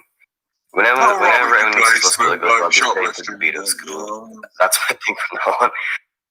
Thank you, Sasha, for that amazing. I'm going to use that one as well, man. That's what that. I cannot let that thing die. I'm using that for the rest of my life. What, the DeVito School of Acting? I'll just say, whenever someone asks what school I go to, I'll just say the DeVito School. Oh yeah, just say you went to the DeVito School of like engineering or anything. Just the DeVito School of Arts, since that's what I'm doing at the moment. DJ DeVito said DeVito School of Acting, the maggot. DeVito School of Writing. See, I can use like the fucking Magnum Dong joke from It's Always Sunny. Shunny bye. Any old crack, no. I Yeah, wonder, I tell you what, we did get a giggle out of that one, though. You know? we got a gig out of it. A giggle. Oh, giggle! Oh, mate, I nearly giggled right into her face, man. Do you know what I mean? It was one of those times where you just like And Phil came out with a full bottle of that fucking red wine. Castella de Grados. We used to drink, which was the equivalent of like what Guns N' Roses Night Train was. It was called Castella de Grados. But there used to be this nightclub called Rocks, and it used to be free in before 11, and they would give you 2 for 1 on drinks, which is illegal in Sweden. They can't do that. But Sasha at the time had this brilliant idea where he's like, right, this is what I do, yeah? I go up to the bar and I order 2 glasses of wine, but then you get 2 free, which is a full bottle. So I just said, give me the bottle. So we walk around this rock nightclub just drinking a full bottle of wine. Great times, great days. Sounds lovely. Yeah, it was good times, man. Do you ever wonder I woke up with a stripper one night. It was at Murta, was it? No, the blonde there. Oh, you mean the one who lived with Jens? No. She was my girlfriend for 6 months. So you married you. So on the way back to where we had to go, she was. Well, that's when Collie fucking put my skateboard through a fucking window, but he didn't break the skateboard, and he gave it straight back to me, which I respect that a lot. Yeah. It was that time Owen came over. Like he was so rowdy. Like I'd never seen Collie that rowdy before. And it was about maybe 4 a.m. We were walking, and he was like a man possessed. He just grabbed Sasha's skateboard, and he was like, "Give me go that fucking skateboard!" And he just threw it through someone's window, smashed the window, and then just pulled the skateboard out. We had to do a legger. That was that was. But once we were around the corner, it didn't really fucking matter. You know what I mean? Yeah, we were. I mean, you probably would have got a lot of shit for that. There was another time we went to this place called the Vampire Lounge, and Owen was like, "Here, drink these quick," and he brought like 4 beers over, and I was like, "Oh, nice one, Owen. That's very kind of you." And then he, just fucking turns out he'd swiped them off the bar on the tray, and we were like this, sculling them, and the barman's trying to grab them out of our hands as we're chugging them. But when you're on holiday. You know what I mean? You were on because you're an established member of Swedish society. Well, I was, but I felt like I was on holiday hanging out with them because they were so exuberant in their youthful, rowdy behaviour. Do you remember Toraf and what's his name that fell in the river? Tommy? Oh, Tommy Cox. Yeah, God bless him. I remember them fucking giving shit to some geezer. And we were trying to go. They threw the flyers. We were trying to go to a club over in Tagamastan, and we're on that bridge. Yeah, because Tordov recorded all that, and he made a video out of it. I know. He was filming me punching the fuck out of the fucking geezer, and I was like, I don't remember that. What the fuck? Well, they were up for a rock, and I had one of them. I think you got one of them on the jaw. I wasn't there that night. I was probably back with Sauron in the lair. A bit late on this, but you know your man Chris Tordoff. When was the last time you spoke to that lad? Who, Tordoff? Yeah. I don't know, over 2 years ago at this stage. Really? Yeah. The Viper lived up to his name. Actually, he's like doing streaming on YouTube now. I've seen some of his streams, and they're grand. Sasha used to hang out with Chris as well back in the day. What were you saying, Sash? No, I was saying that Tordoff was a very good lad, but it was a softie, and me and you had to pick up the pieces of his mouth. Do you know what I mean? Yeah, he was if that involved fucking smacking someone, then that's just the way it was, wasn't it? You know what I mean? Yeah, he was pretty innocent before he came to Sweden. I brought him over in 2004, and he was just I was 21 and he was 18, and there was a time when me and him had to walk Sarah Bratt's parents' dog, and he was a Papillon. And Chris was like this, going, "Martin, they're gonna think we're both gay with that dog and me wearing a loud shirt." Chris. And we both saved him from like little. So I wonder how many subscribers that Chris has. I don't know if it would have been that, but I just know we saved him from some serious fucking hidings. Well, just so we can clarify it for the audience. So basically, in 2005, there was one night where our late friend Tommy and Tordov were out with Sasha, and Tommy was a beautiful, beautiful, rowdy human being. And he found a whole load of discarded flyers on top of a flyover, like a bridge, on underneath with pedestrians. And Tommy just goes, "Oh, man!" And he picks up this bundle of flyers, and there's a group of people just standing chatting down the bottom. He picks up all the flyers, just throws them off the bridge, and lands on it, and then gets another pile and does that. They ran up the stairs, didn't they? I mean, he's doing good for himself. He's got like 87,000 subs, so he's doing well. Oh, he's doing very well for himself, Zach. He's doing very well for himself. Ooh. Be nice to see him go back into acting. Actually, I wonder if he's like done any actual acting yet. I heard he's living in a mansion. He lives in a mansion in Westport, and he's got everything. He's got like dimmers on the lights, and he's got little gold fittings. He's doing so well that he has a bathtub that has faucets on it that says cold and hot. That's how well that lad's doing. Fam, if I want to have a bath, I just have to go outside and fucking scoop up the water and put it in. Fucking luxury I have. Doesn't bear thinking about. You were talking about like the fucking acting. I know he's done like one thing, and it was like a short film, like fucking bare knuckle boxing or something back in like the fucking famine. Yeah, from what I can tell, was he good in it? Was he? He's a great actor. In fairness to him. Yeah, he was alright in it. Like it was. I didn't enjoy the fucking thing. It's on YouTube, I think. Actually, it's some like fucking penny digs or something. Something to do with stones or pennies for gifts or something. So from what I could tell, like he's been like from what he's mainly acting in Hardy books, but he's been in like the Republic of Telly, a TV show called The Fear, and a TV series called The Commutes. Also, a short film called Digs for Penises. It's correct. That was I don't know if it was Digs for Penises, but I think that's the one. It was a bare knuckle boxing. He's like this trainer in it or something. Yeah. I'm sure he's doing well for himself, so you know. I watched it, but because I'm like so used to seeing him as the Viper, I kept like going like, oh, when's he gonna do like the Nakamura jab here? Oh yeah, from the fight. Yeah. Like it's just always expecting that to happen. Yeah, fighting in the ball alley. Sure, not one. You can't be known for playing one actor. No, an actor can't be known for playing one character all their life. I think what you guys need to do is just spam the Vipers chat and just be like, pull your finger out and instead of fucking, he's doing well, but it's like I doubt it's not what the Hardy books was, man. I mean, even if we did something new together, but he doesn't talk to me like this. I don't think there's any bad blood between us. I just think he kind of. Why don't you speak to you? Who knows? Maybe he doesn't speak to anyone anymore. On a screenplay. But I took it more personally. I think mine, to be honest, I think he might have been living in your shadow. You know.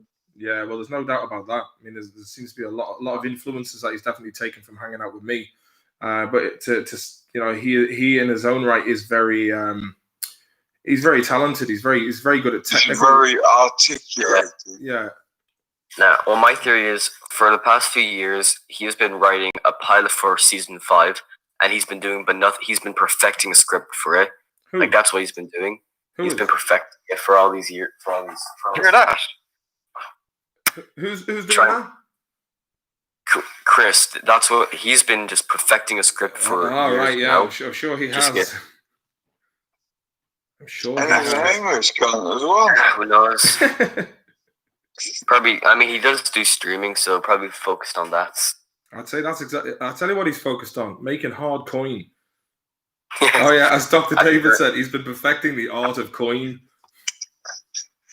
It's time to put some coin back into the pockets of the other lads by us utilizing his brain.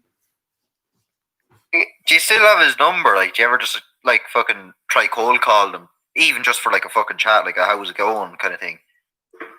Yeah, I mean, I dropped him a line recently to tell him that the cottage has been absolutely trashed. He didn't get back to me, so it's just like I don't bother anymore, man. I was like, but the thing is, I take it personally because obviously we were made. Well, you know, I have been taking it personally, but I just in recent times, like in the last year or so, I've just been like, just let it go. Sometimes, you know, that's the way friendships go. It's a bit like at the end of Stand By Me when they're like, "Hey, you want to see a dead body?" And then at the end, they're talking about the other kids who've become faces in the hall. I think life is a bit like that. And, But River Phoenix was in Stand By. yeah, he was. And Beverly Crusher's son from Star Trek Next Generation. Sure, who knows? He might call you back. You never know. Wait. No, I'm not gonna be waiting at the phone for him. I got shit going I on in my own life. He's got himself a little nice job as maybe a producer or something like that. So he's not gonna have to Nick Jeans from H&M to fucking kickstart his career, you know. But it happens to the best of us, but that's life, man. You know, sometimes you know, life will bring you back on the path. You know what I mean?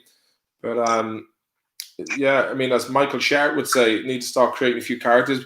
The thing is, that I'm kind of like I don't have the time to just do what he's doing until maybe I kind of feel like I've broke the fourth wall now and I've come out of character and I am myself. And it would be a bit weird to do characters on this channel, but maybe I could do another channel and just start doing characters on that. So yeah, but I kind of. I mean, I could probably do a few. I don't know. I quite like. I'm drawn more towards long form content like this nowadays. I think it's nice just to. For me, I always wanted to have like a chat show or a radio show and just fucking have a talk radio show and just chat to headers. You know, see the difference between the two of us and why we complemented each other so well was that he's more of a kind of bedroom dweller and he would just be like editing and doing a lot of technical side of things, whereas I on the other hand would be more into meeting people. There's an awful lot of fucking noise going on there, lads. Awful lot of noise. Yeah, sorry, Martin, I gotta go now. But good luck with the stream. Have a good time. YouTube Gunshiev leading. No worries, lad. I'll chat to you fucking whenever. Also, Sasha's still there, Sasha. Sasha. Alright, have a good one, Sasha. Have a good one, Sasha. I've got one of them new fancy phones and I've got it's an S20 plus thingy. And I'm just have to work out to put the charger in and all that shit. Alright, bye. Good luck. Yeah, Michael. I was going to reply there, but I get what you're saying, and that's something that I would be good at. It's just it's just time, man. You know, I'm trying to, you know, I'm divorced and balancing kids half the time, so you kind of get half the time to. He's divorced from my ex-girlfriend. Yeah, that's but we both met her on the same time, but she went for you because I was pissed on Jameson. I got a bit arrogant, and then yeah. No, she went for me. She liked me, and anyway, we're not talking about that shit under the river, innit? Hey, well, she's both our ex now, so that'll do. Well, to be quite honest, mate, I know you got some bambinos and stuff, but use Sweden as what I use Sweden for. You know what I mean? Well, the reason I'm in Sweden, man, is because I've got kids here. Otherwise, I'd be back in Ireland or the UK. Otherwise, like or the States. You know, like it's just unfortunately. I mean, the great thing is about the live stream. Unfortunately, about having 3 beautiful babies, like two. Nothing unfortunate about that. Yeah, no. What I mean is from a career point of view, but like my kids are my priority, man. So it's So that's why I'm here. And the thing is, like I had a lot of plans for this year. I was going to do a lot of touring and creating more content with people back in Ireland, but it's just the way the chips fell. The pride came. Fuck everyone's plans. Yeah, so we're all in the same boat, really. And you know what? It's nice to see. It's nice not to see all these like fucking comedians going, "Yeah, I was in Edinburgh. It was amazing. I got a review." Ooh. I was like, but I was going to go to Edinburgh this year because I finally could do it. I've done that. I've been here 4 years, so I've done the Fringe 3 times. What do you make of the Fringe? Is it any good? Is it? Don't want to be honest, or you just want me to blah blah blah. There's a lot of tourists doing fuck all, walking into bars, maybe they don't even know what's going on in that bar at that night. You know what I mean? And you get a Ricky Gervais, he still goes up to Fringe, but obviously not this year. Sasha, Sean Thornton said, did Sasha ever get visited by a weird naked Indian man in his dreams telling him to put on a concert? Time I got visited by American Jimmy, it wasn't. Yeah, but I must tell you, there was a guy we used to know out in EOS in 2003 called American Jimmy, and he was a free diver, and he punched Justin Massler in the eye one night on the way back from the ferry from Patras in Greece to Venice. And he was like, I woke up, I was sleeping on the floor on the sleeping bag on the deck of the ship, and I wake up to see American Jimmy like this. I mean, American Jimmy got on brilliantly. But American Jimmy was like this. I was like, "Oh, he's Jimmy." probably dead now. Probably. But he comes up to me because we met him on the boat, and we're like, "Oh, American Jimmy, what are you doing?" He's like, "Yo, I got a girlfriend up in Milan. Her father owns Moda Guzzi, Gianni. She's gonna get me a contract modeling for Gianni." I was like, "Who the fuck's Gianni? Gianni Versace?" But so we're on the boat. The It was cool. It was fucking model for was the fucking Craic. He was modeling. You know when they take your mugshot and shit. Oh yeah, but man, he was a cool dude, American Jimmy. He used to bring food from his from the restaurant he was working in back to our gaff, and I was like, yeah. He's like, man, I got you a steak. I was like, fucking sweet, man. But I was wondering where he fit into all this now. I remember him being on like fucking. Apart from that, sorry, I'm talking over. One second, lads. We got two lads talking at the same time. What you say there? Sasha can go first there. I don't mind.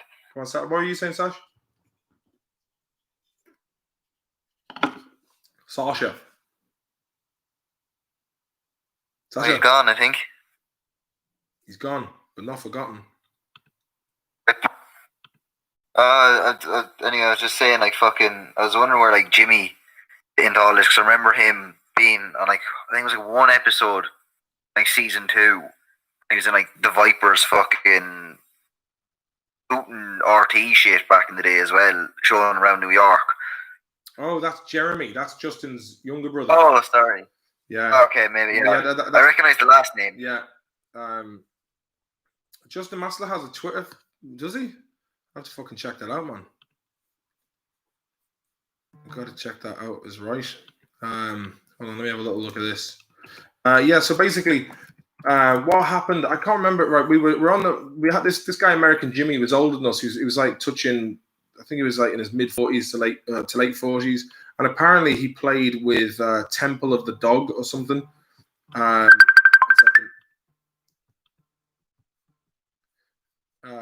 he was in some sort of grunge Seattle band for a while, apparently.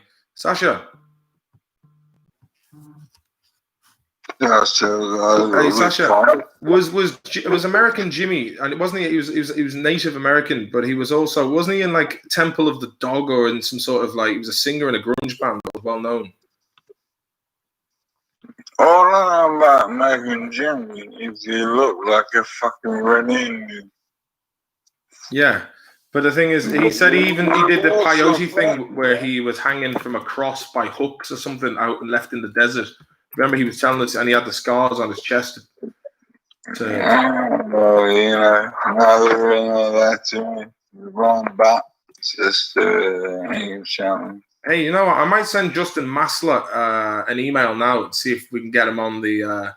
Fuck me. Hey, there's Tucker Max, you know, the pickup artist.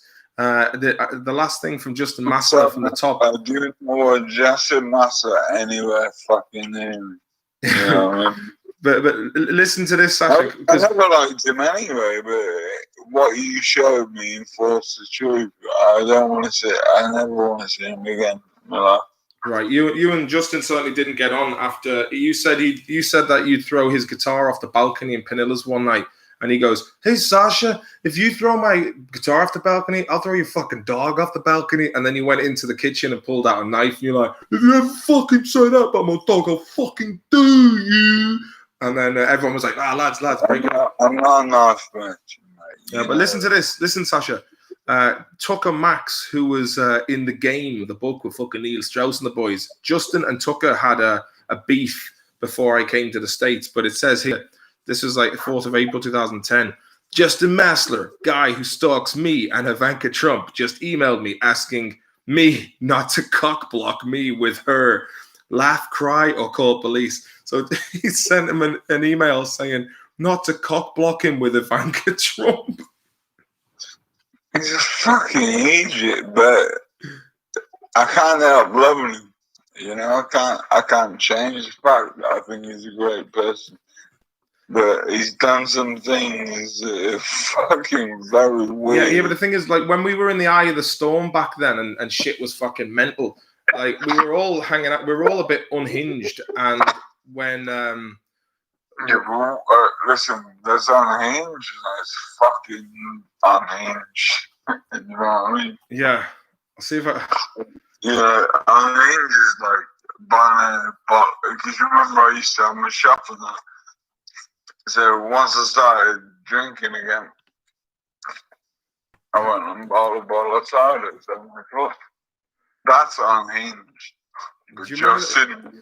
Hey, Sasha, do you know what I bought a bottle of the other day in Asda when I was in England just to celebrate the memories of the glory days? A bottle of Merry Down cider. Good luck. Did it do the job, man? Oh, I fucking did, man. For those listening, we found these bottles of Merry Down cider in this Greek off license down the road, the shop, and they were selling them for like €2 each. Was that next to my shop? No, it was across the road from it, Delphine or whatever it was, on the beach. Yeah. It was across the road, yeah. I remember the fucking... They sold them. But you remember, we got so smashed that we ended up trashing our own gaff and thought it was hilarious at the time. And then we were walking to the bus and you just fell over in the middle of the road. Oh, yeah, that's what happened. Yeah. Times were hard, man. Times was hard. Compass de funka i alla fall. Ja, det gör det. Absolut. Lean Steely job. Do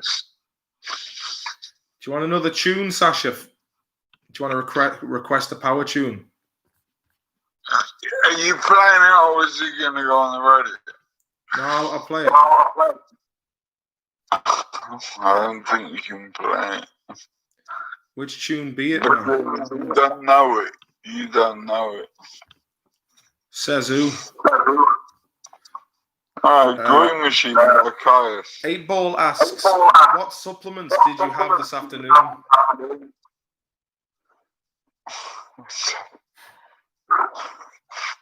What kind of question is that? It's a beautiful question. You beautifully answered, but what the fuck am I supposed to say to that? How'd you? It is a beautiful question that deserves a beautiful answer, I suppose. Alright, what was the question again? What supplements did you have this afternoon? Chips and curry. Chips and curry? Oh, mate. Seriously, that's all we're eating today is chips and curry because I've got really good chipping around the corner. So what I do is eat half of them. I don't half miss the chips. If you open a curry chicken place over here. It was just chips, but it's good curry, and I've got a George Foreman grill, and you stick the chips in the George Foreman grill, and you put them out, and then you dip them in the curry. Hey, Sasha, Shawnee from Chicago said it's the vinegar on the chips that will fuck you up. I can't hear. Shawnee from Chicago said it's the vinegar on the chips that will fuck you up. No, I'm going to put it on speaker. Speaking of vinegar on chips, when I was 18, so Sashi, I'm going to turn the volume down, mate, because it's causing feedback. Or if you could put a pair of headphones in. Oh, no, just do your site. You want me, I'll just check a few words. Yeah, but it's just I can hear myself in the background. No, I'm not fucking living in Scotland where I'm, in Greece. We'll have a little chat with people on the...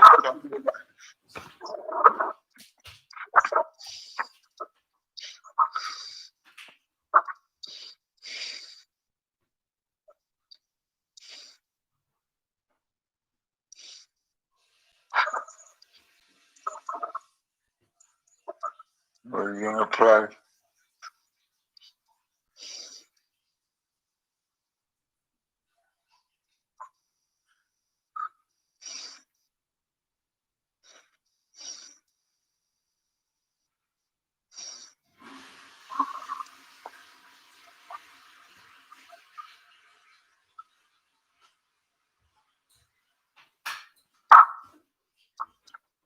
Hey, come on. Interesting chat, Sasha. I can't hear you properly. You're going to have to turn your volume down in the back, mate.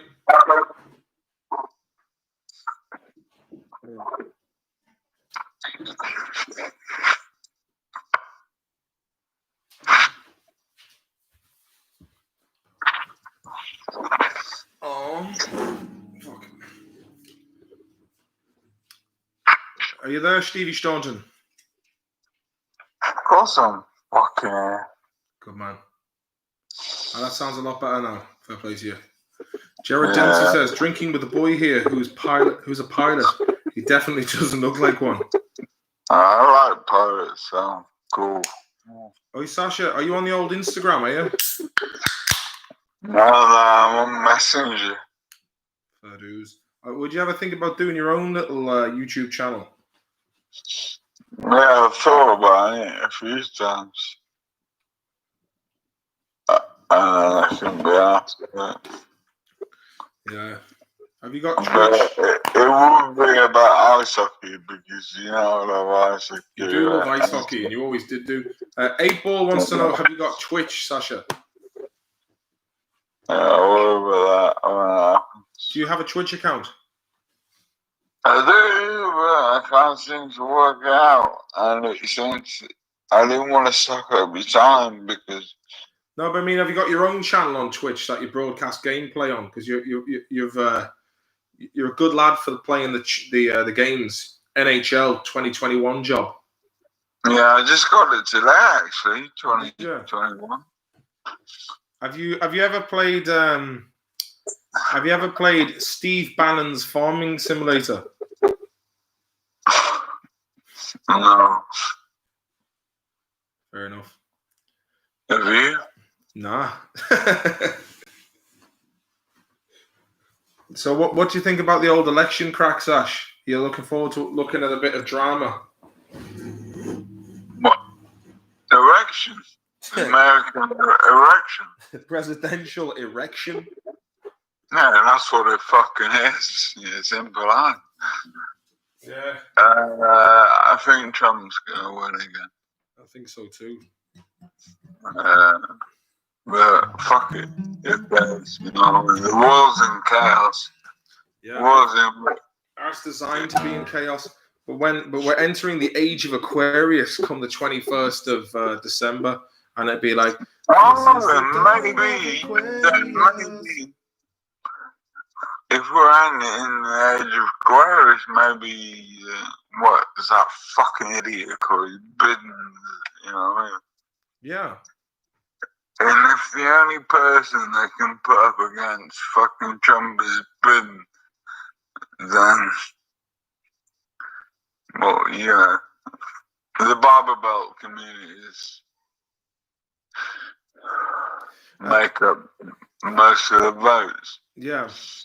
Could I ask you guys please to give a thumbs up as well to this video? You might have to get out of the chat and press the button in, but it would be most appreciated just to keep the old the algorithms. I'm nearly up to 3,000 subscribers on this.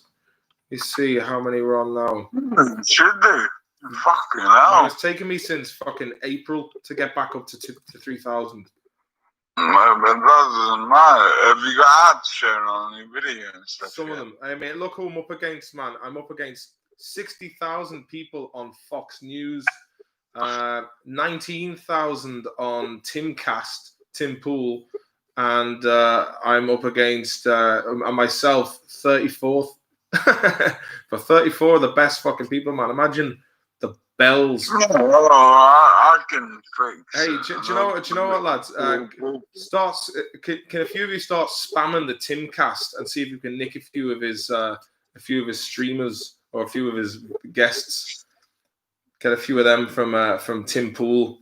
So if a few of you can just duck out and go, get on Maloney's Digest, it's amazing. He's talking about, he knows the secrets of the election. Guess, not guess. Yeah, he's got a guest. He's got a guest who comes from Oxford Alum. Illumin, what was it? Alum, the fucking, what's the name of the college thing in America? Did you just say Oxford? Jade, thank you very much, love.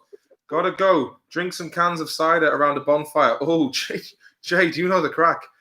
Thanks for the tunes in the chat with Lemmy. No worries. Actually, before you go, Jade, Sasha, tell Jade Elwes the story about when you met Lemmy from Motorhead in a pub on the M6 back in the 90s. It wasn't the M6, it was the north of Sweden. Was it the north of Sweden?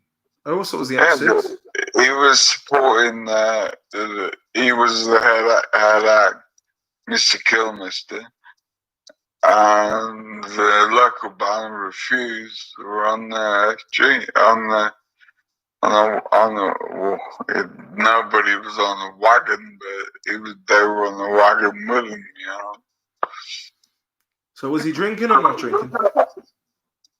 Was that? Was he drinking? It was on a fucking fruit machine. He was on a fruit machine. Yeah, you couldn't stop putting the pounds at war. They were 10 krona. Good night, Stevie. And was he sound, was he? Okay, in a nutshell, Jade, Sasha was in the north of Sweden and he met Lemmy from Motorhead and he was playing a fruit machine. Sasha, you're going to have to turn the background volume down, mate, because I can hear myself feeding back. What, shall I hang up and call back? No, it's just you need to turn my volume down or else take me off speakerphone. Headphone. What's an headphone? Did you have? Yeah, put headphones in. Then you'll have a great, sweet sound. It'll sound like this.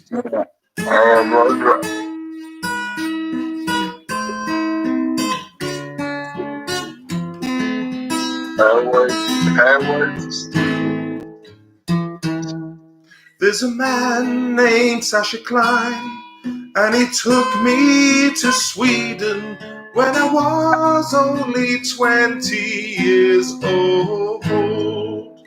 But I thought you were older. 20. I looked older. And then you said, wait till you get there to Sweden. The girls are gonna really love you. I said, me, a random 20-year-old lad from Swinford. How many times have I get shot? Yeah, fairness, mate. I think I did better with in like 2 weeks of being in Sweden than I did 4 months of being in EOS.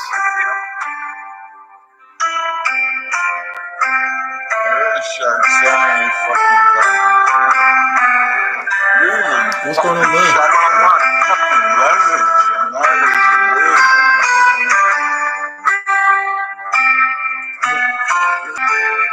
Some mad music going on.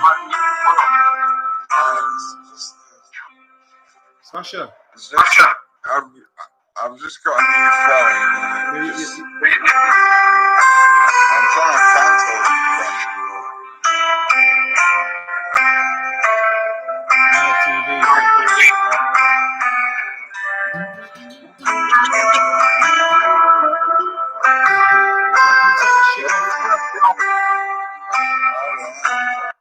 Fucking hell, man. I had to mute him there for a second. See if it's finished. Yeah, I'll just mute him. Brim full of Sasha on a 45, but it's a brim full of Sasha on a 45. Brim full of Sasha on a 45, but it's the brim full of Sasha on a 45. He's drinking pints of Umbrini in Edinburgh. He's the one that keeps the dream alive from the morning to the evening to the end of the night. Brim full of Sasha on a 45. Brim full of Sasha on a 45. It's a brim full of Sasha on a 45. But it's a brim full of Sasha on a 45. Everyone needs a buzzer for a pillow. Everyone needs a buzzing. Everyone needs a buzzer for a pillow. Everyone needs a buzzer. I'm talking Sasha Klein. Sasha Klein. You there, Sash? Yeah. Did you like that, did you? Yeah, I love it. Can I give you a geeky fact? Go on, give us a fact. There's a drummer from Corner Shop. Well, they changed drummers, but at the time of that song, he was our local DJ, you know what I mean? He was a disc jockey, was he? Yeah, he was our local DJ, you know what I mean? He weren't fucking like prime time and all that bollocks. And we got a minivan down to Scotland. Do you know who I'm going to have to get onto this live stream? Is John O'Kearns, who played Robbie O'Schnochter. Who? What? John Where? O'Kearns. He played Robbie O'Schnochter in Series 3 of the Hardy Books as Richie Neville's manager. Oh, he's got a manager. Yes, sure does. I was thinking, you know when you flew me over from Amsterdam and stuff? Yeah. I was thinking it's just going to be a bit of a laugh and blah, blah, blah.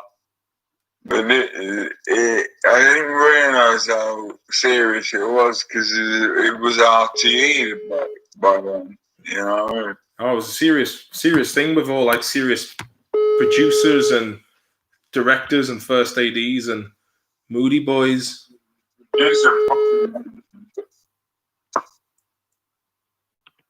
Which is your uncle. Hello? John O'Kearns. Marty Books, what's the How are you doing, baby boy? Grant, just having a beer with Cabot. Oh yeah. Well, I'll tell you this, and I'll tell you no more. I'm doing a live stream on YouTube, and I've got Sasha on mix. And I was thinking, do you want to jump in for a bit of a chat for the crack? Well, I'm on live right now. All right, give me a bit. I'll text you back. All right, mate. Talk to you soon. We got Sasha live on the phone as well. The crack is good. Where do you live now anyway? Still in the regular gaff. Okay, cool. I thought you moved in with your woman, your new board. Well, I'm there half the time, laying down the pipe. All right, I'll text you back in a minute. Right. All right, Gorillas in the Mist. Thank you. Bye. All right, bye. Right, we'll have Kearns on the mix soon.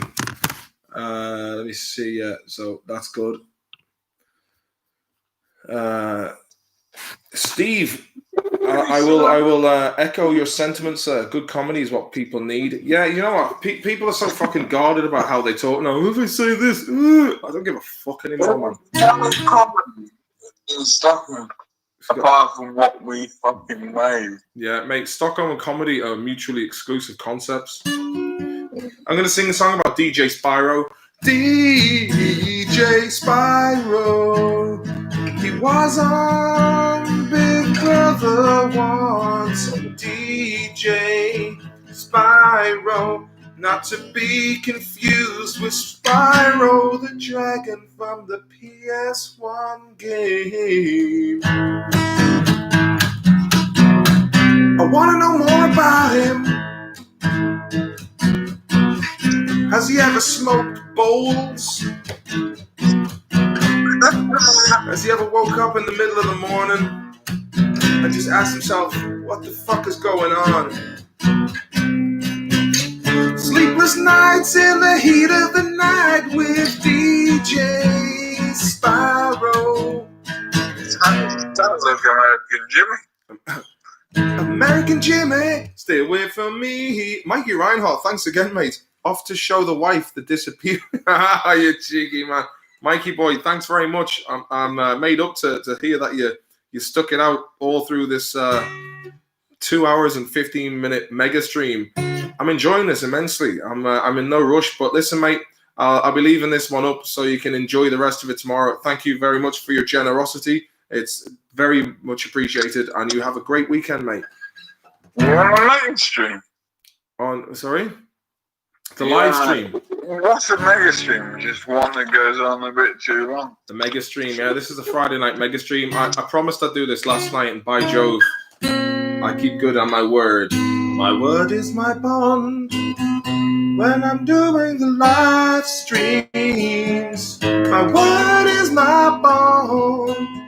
We got Sasha Klein and Zach from D4. John Joe McGonagall and the Soda Stream. Made in Israel. Sucking tits in Tel Aviv. That's where I wanna be.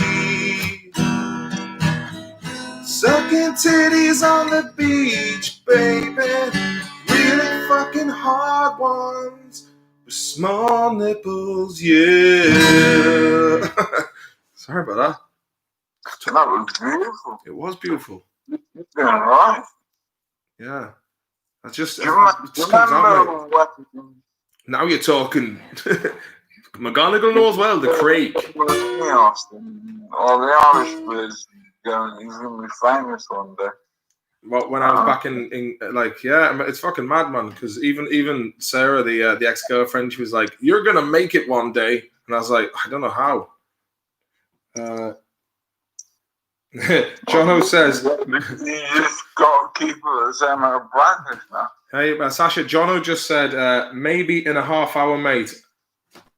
Maybe in a half hour, mate. Have to try and lay some pipe. Lol." Pipe layer.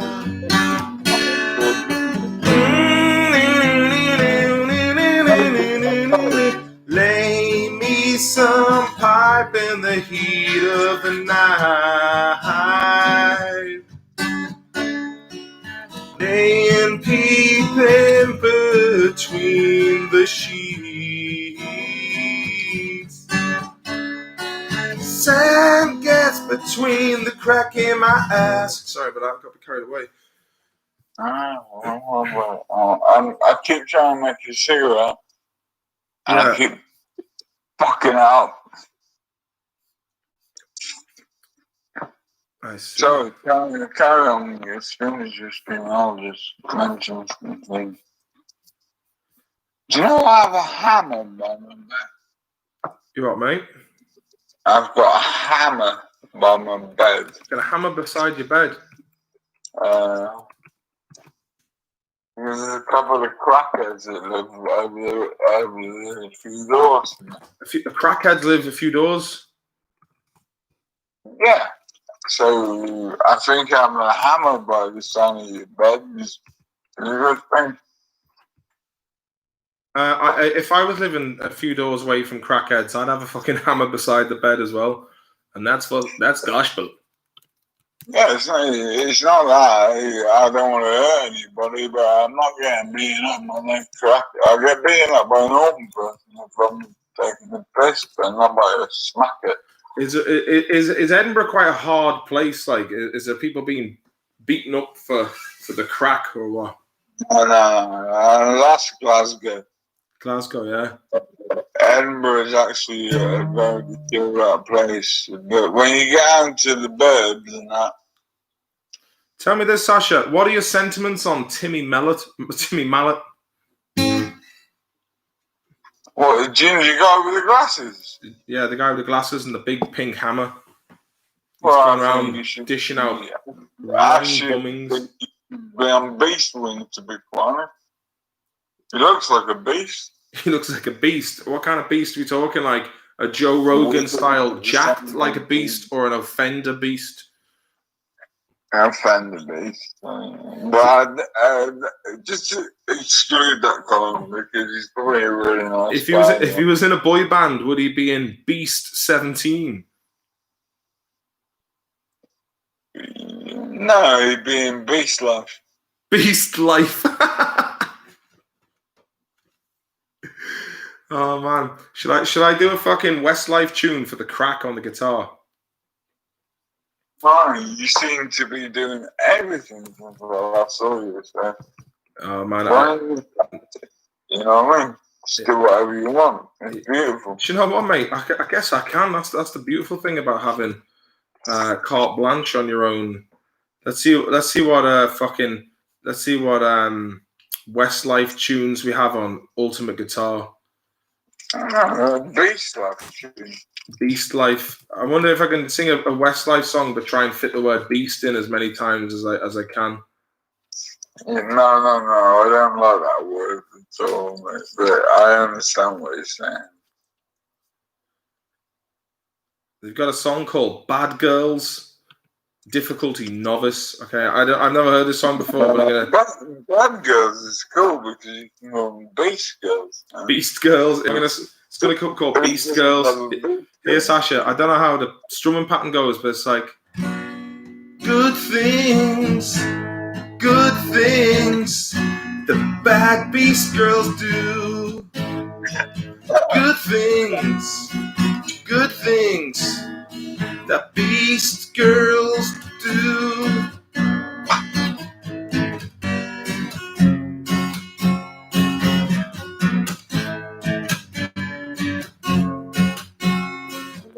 Here we go.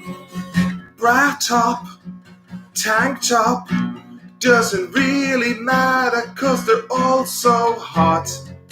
I'm going loco in Puerto Rico. Dark hair, tan skin, skating on the beach, playing innocent. They drive me crazy in Miami. They know how to make me want it, crave it, need it. I love how they tease me. It's the good things the Beast Girls do that make me want to sweat. I feel them wet all over my body. It's the good things that the bad girls do. Each shitty day or night, there's some fine. I'm going out of my motherfucking mind. Good things, bad things that hot sluts do. That sounds quite an erotic song for a Westlife. I'm like, any wonder they were selling so many albums. Ricky Martin's Mental Ant.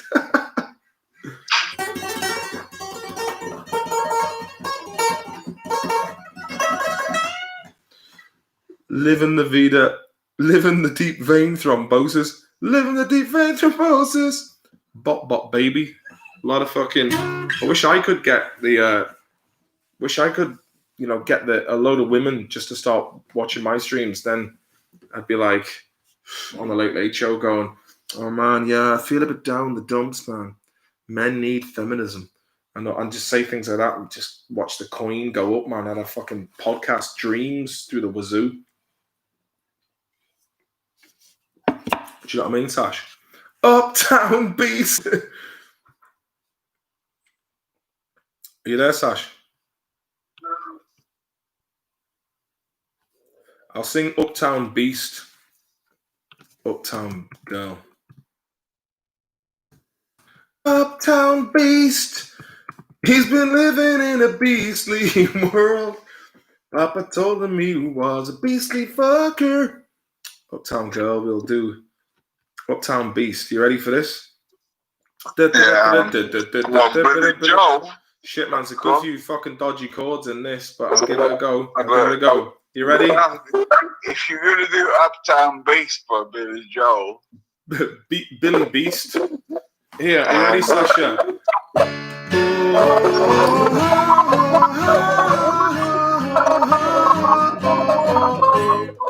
You got to turn the volume down the back, man. You turn into a beast.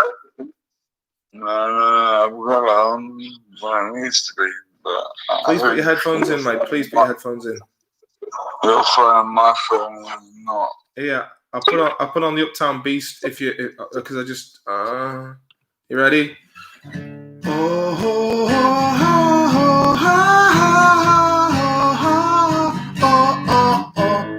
Uptown Beast.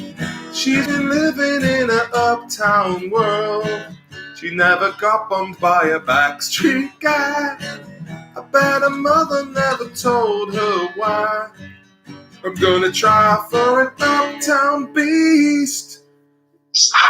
She's been living in a white beast world as long as anyone with hot blood can. And now she's looking for a brown town man. That's what I am. And when she knows what she wants from a time, and when she's up the bum, yeah, she drives me out of my mind. She'll see I'm not so tough just because I'm in love with an uptown beast. There you go. Uptown Beast. You heard it here first.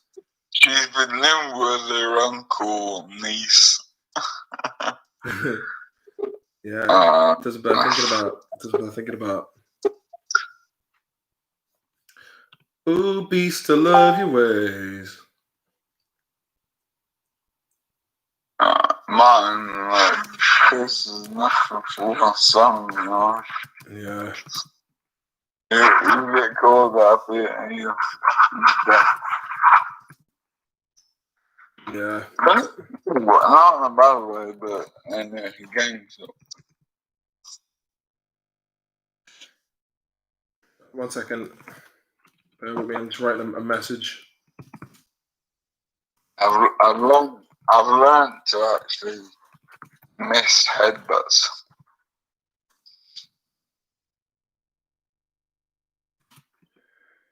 What you miss headbutts? No, I've learned how to avoid the headbutts. Avoid headbutts. Well, that's always a good skill. Never stand too close to a rough person. Here's a song for you.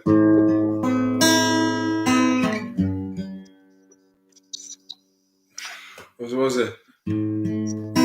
I headbutted someone today to see if I'm still hard. Gotta focus on your mom. The only thing that's real. That song of mine is doing chats in Galway with French Toast and TVB. What are you singing, man? Huh? Were you just singing it, man? Fucking dude. What's the chorus to it again? Going with favorite song. But Let's see if I I did the original because that came Johnny Cash, wasn't it, who did the original one? Yeah, I'll sing this, a real depressing one for you. Because that was all covers. That was 9 Inch Nails. Oh yeah, 9 Inch Nails. Sorry, yeah, fucking sorry. Apparently Trent Reznor beefed when he heard. Sorry, I'm just searching my mind for you.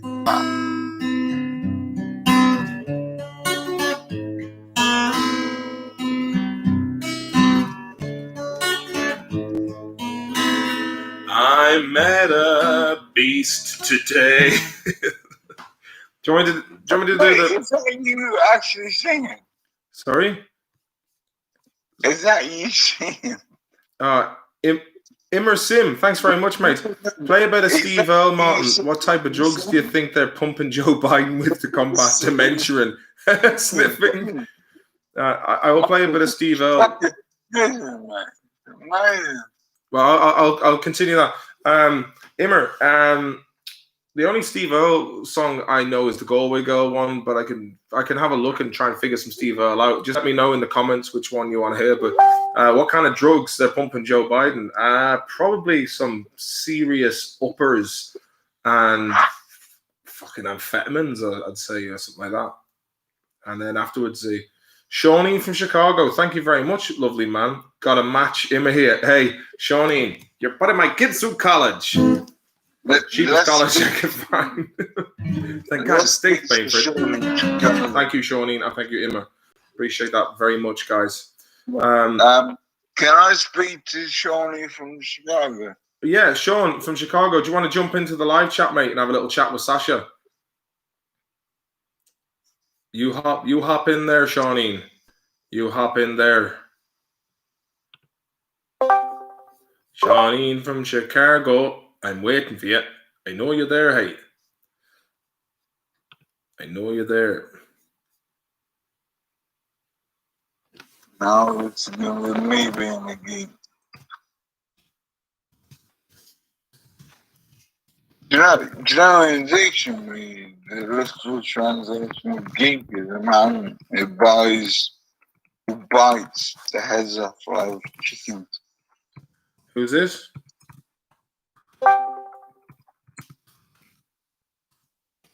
Who's this, Sash? Is this the one you're in then? Oh, here he is. Shawnee from Chicago. How you doing there, Shawnee? Yeah, no complaints, man. No complaints. Hey, Might have a touch of the COVID, but we'll find out. hey, as long as you don't have a touch of the cloth. Am I right? Nah, man. I did have a touch of chlamydia, but you know. Did you get off the toilet seat? Did you? Shawnee, you Yeah. You know. What's that, Sasha? Yeah. Shawnee, you're a Blackhawks fan. Am I what? A Blackhawks fan. Blackhawks. Oh, Blackhawks? Sash, you're gonna have to turn the background volume down, mate. Yeah, back in the day. I mean, not recently. I mean, when they were winning, I was on board, but, you know, fuck them when they're losing, right? How about you? You like the Blackhawks? Yeah, I'm just chilling, bro. My team lost the Stanley Cup final. Oh, Tampa Bay Lightning, was it? Yeah, Tampa Bay. Fucking Florida. Retirement home vibes. Don't the Glazier brothers own Tampa Bay? No, but it's from Chicago. It's only Jonathan Texas. What? Sasha, listen, mate. Can you please turn down the volume or put headphones in?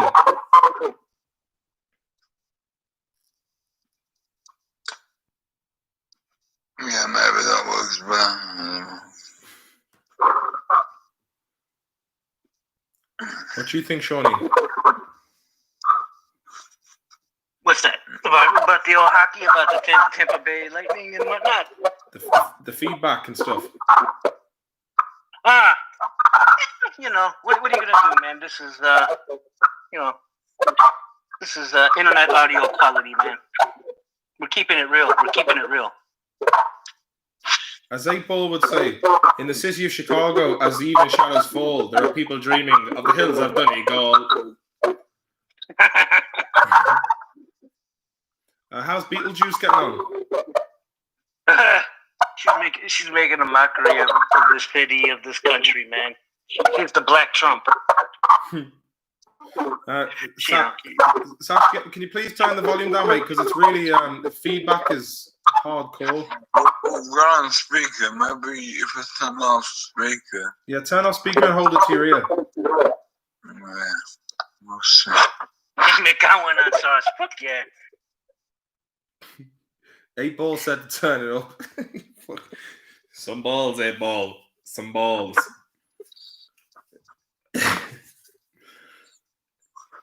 Shawnee tonight. Yeah, man. It's a quiet little group, a cozy little group here. It is a cozy little group. I like it. Now, how is this your no Sasha then? You guys go back a long way or what? Yeah, nearly maybe 18 years. Jesus Christ. Time I got pubes older than that. Shit. You got kids older than that? Yeah. Fucking hell, man. Where's the time go? Yeah, man. That lad's on hash. What's the crack in Chicago? Is it getting cold now, is it? Yeah, man. We just dipped below the freezing level here, so Really? Already? Yeah. It was a real rapid decline, real quick. I suppose. And, yeah, I don't think we're going back. Oh, Lake Michigan's getting a bit nippy. Oh yeah. When you can't even go on the lake, Beetlejuice made that off limits. You could you can rape, you can loot, you can shoot, but you can't go on the beach. You can't go on because, the beach. You got a social distance. Beetlejuice is really doing a number on the place, man. She's busy dressing up as fucking COVID superhero. What she needs is a good woman. And I saw her wife, man. Her wife ain't sticking it to her that good. She needs to get someone with bigger hands. As fucking Violent Femmes would say, big hands, you're the one.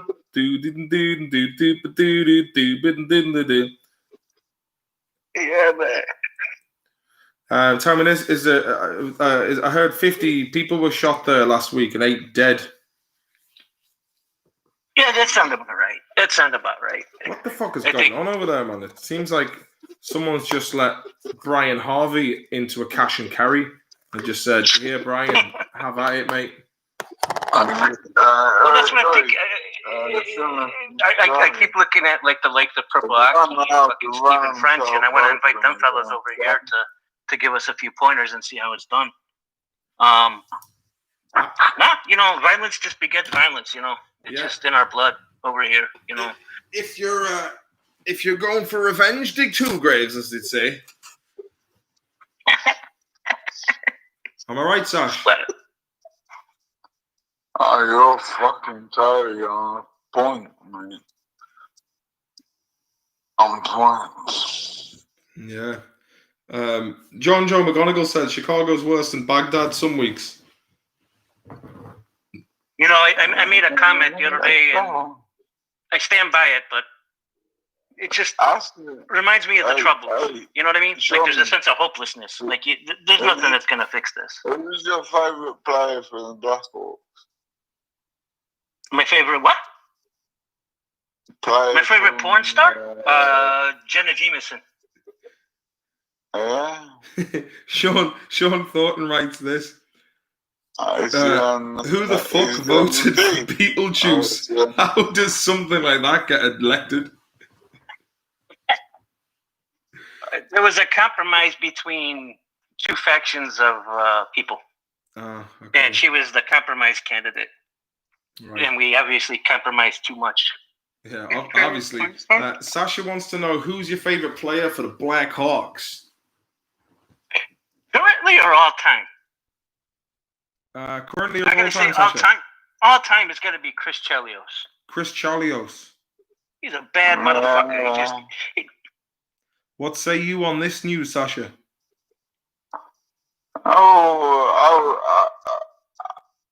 Can you ask Shawnee that I don't mean to be rude, but I think my favourite player from the Blackhawks is Jonathan Toews. Oh, Jonathan Toews? Yeah. He's a badass. He's a real badass. He's a real fucking badass, man. His forechecking is fucking beautiful. I don't know that he's going to come back, though. I think his contract year is up, and he's going to be looking for other places because Chicago doesn't have the magic anymore with hockey. Will the Blackhawks change their name soon? Fuck yeah, they're pussies. Will come back. Chicago. Who is the favorite band from Chicago? Well, Chicago. Nah. Sticks. Believe it or not, Sticks. It's Sticks from Chicago, are they? Well, they're from a suburb of Chicago, to be Renegade. Do you ever listen to Pat Travers, man? He's got some hard tunes going on. I've listened to this. It was in Sideways the other day, and I was like, "Who is this man?"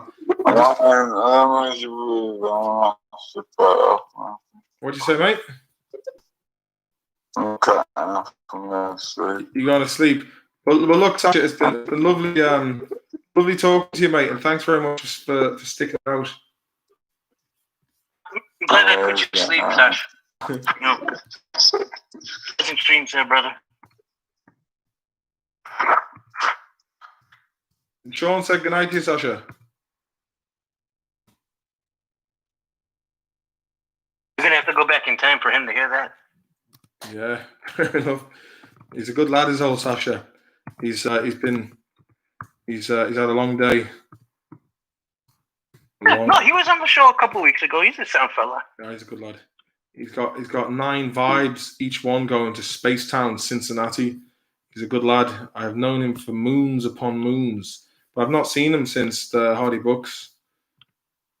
He's gone now. Now, what part did he do in the Hardy Bucks? What show? It was only small. Which show? The episode was Zambezi Nights or Zambezi Atlantis, when he's like 2468. Listen up, because I'm talking to you. But I remember trying to get him to say, all I wanted to do is to say, it was in the script to say 2468. Listen up, because I'm fucking talking to you. But he just kept going you, and I was like, please, just I get a bit particular about that kind of shit. Have a listen to this for a fucking quick tune, man. It's got some nice vibes to it. It's Pat Travers. And if you're looking for a bit of a tune, just to do it a bit of a bipping and bopping to, you'll feel strong. I think I'm gonna smoke a bone while you lay that jam. Oh man, a bong would can he beat a bit of a bong? Have a listen to this, man. This is Hard Rock by Pat Travers, snorting whiskey.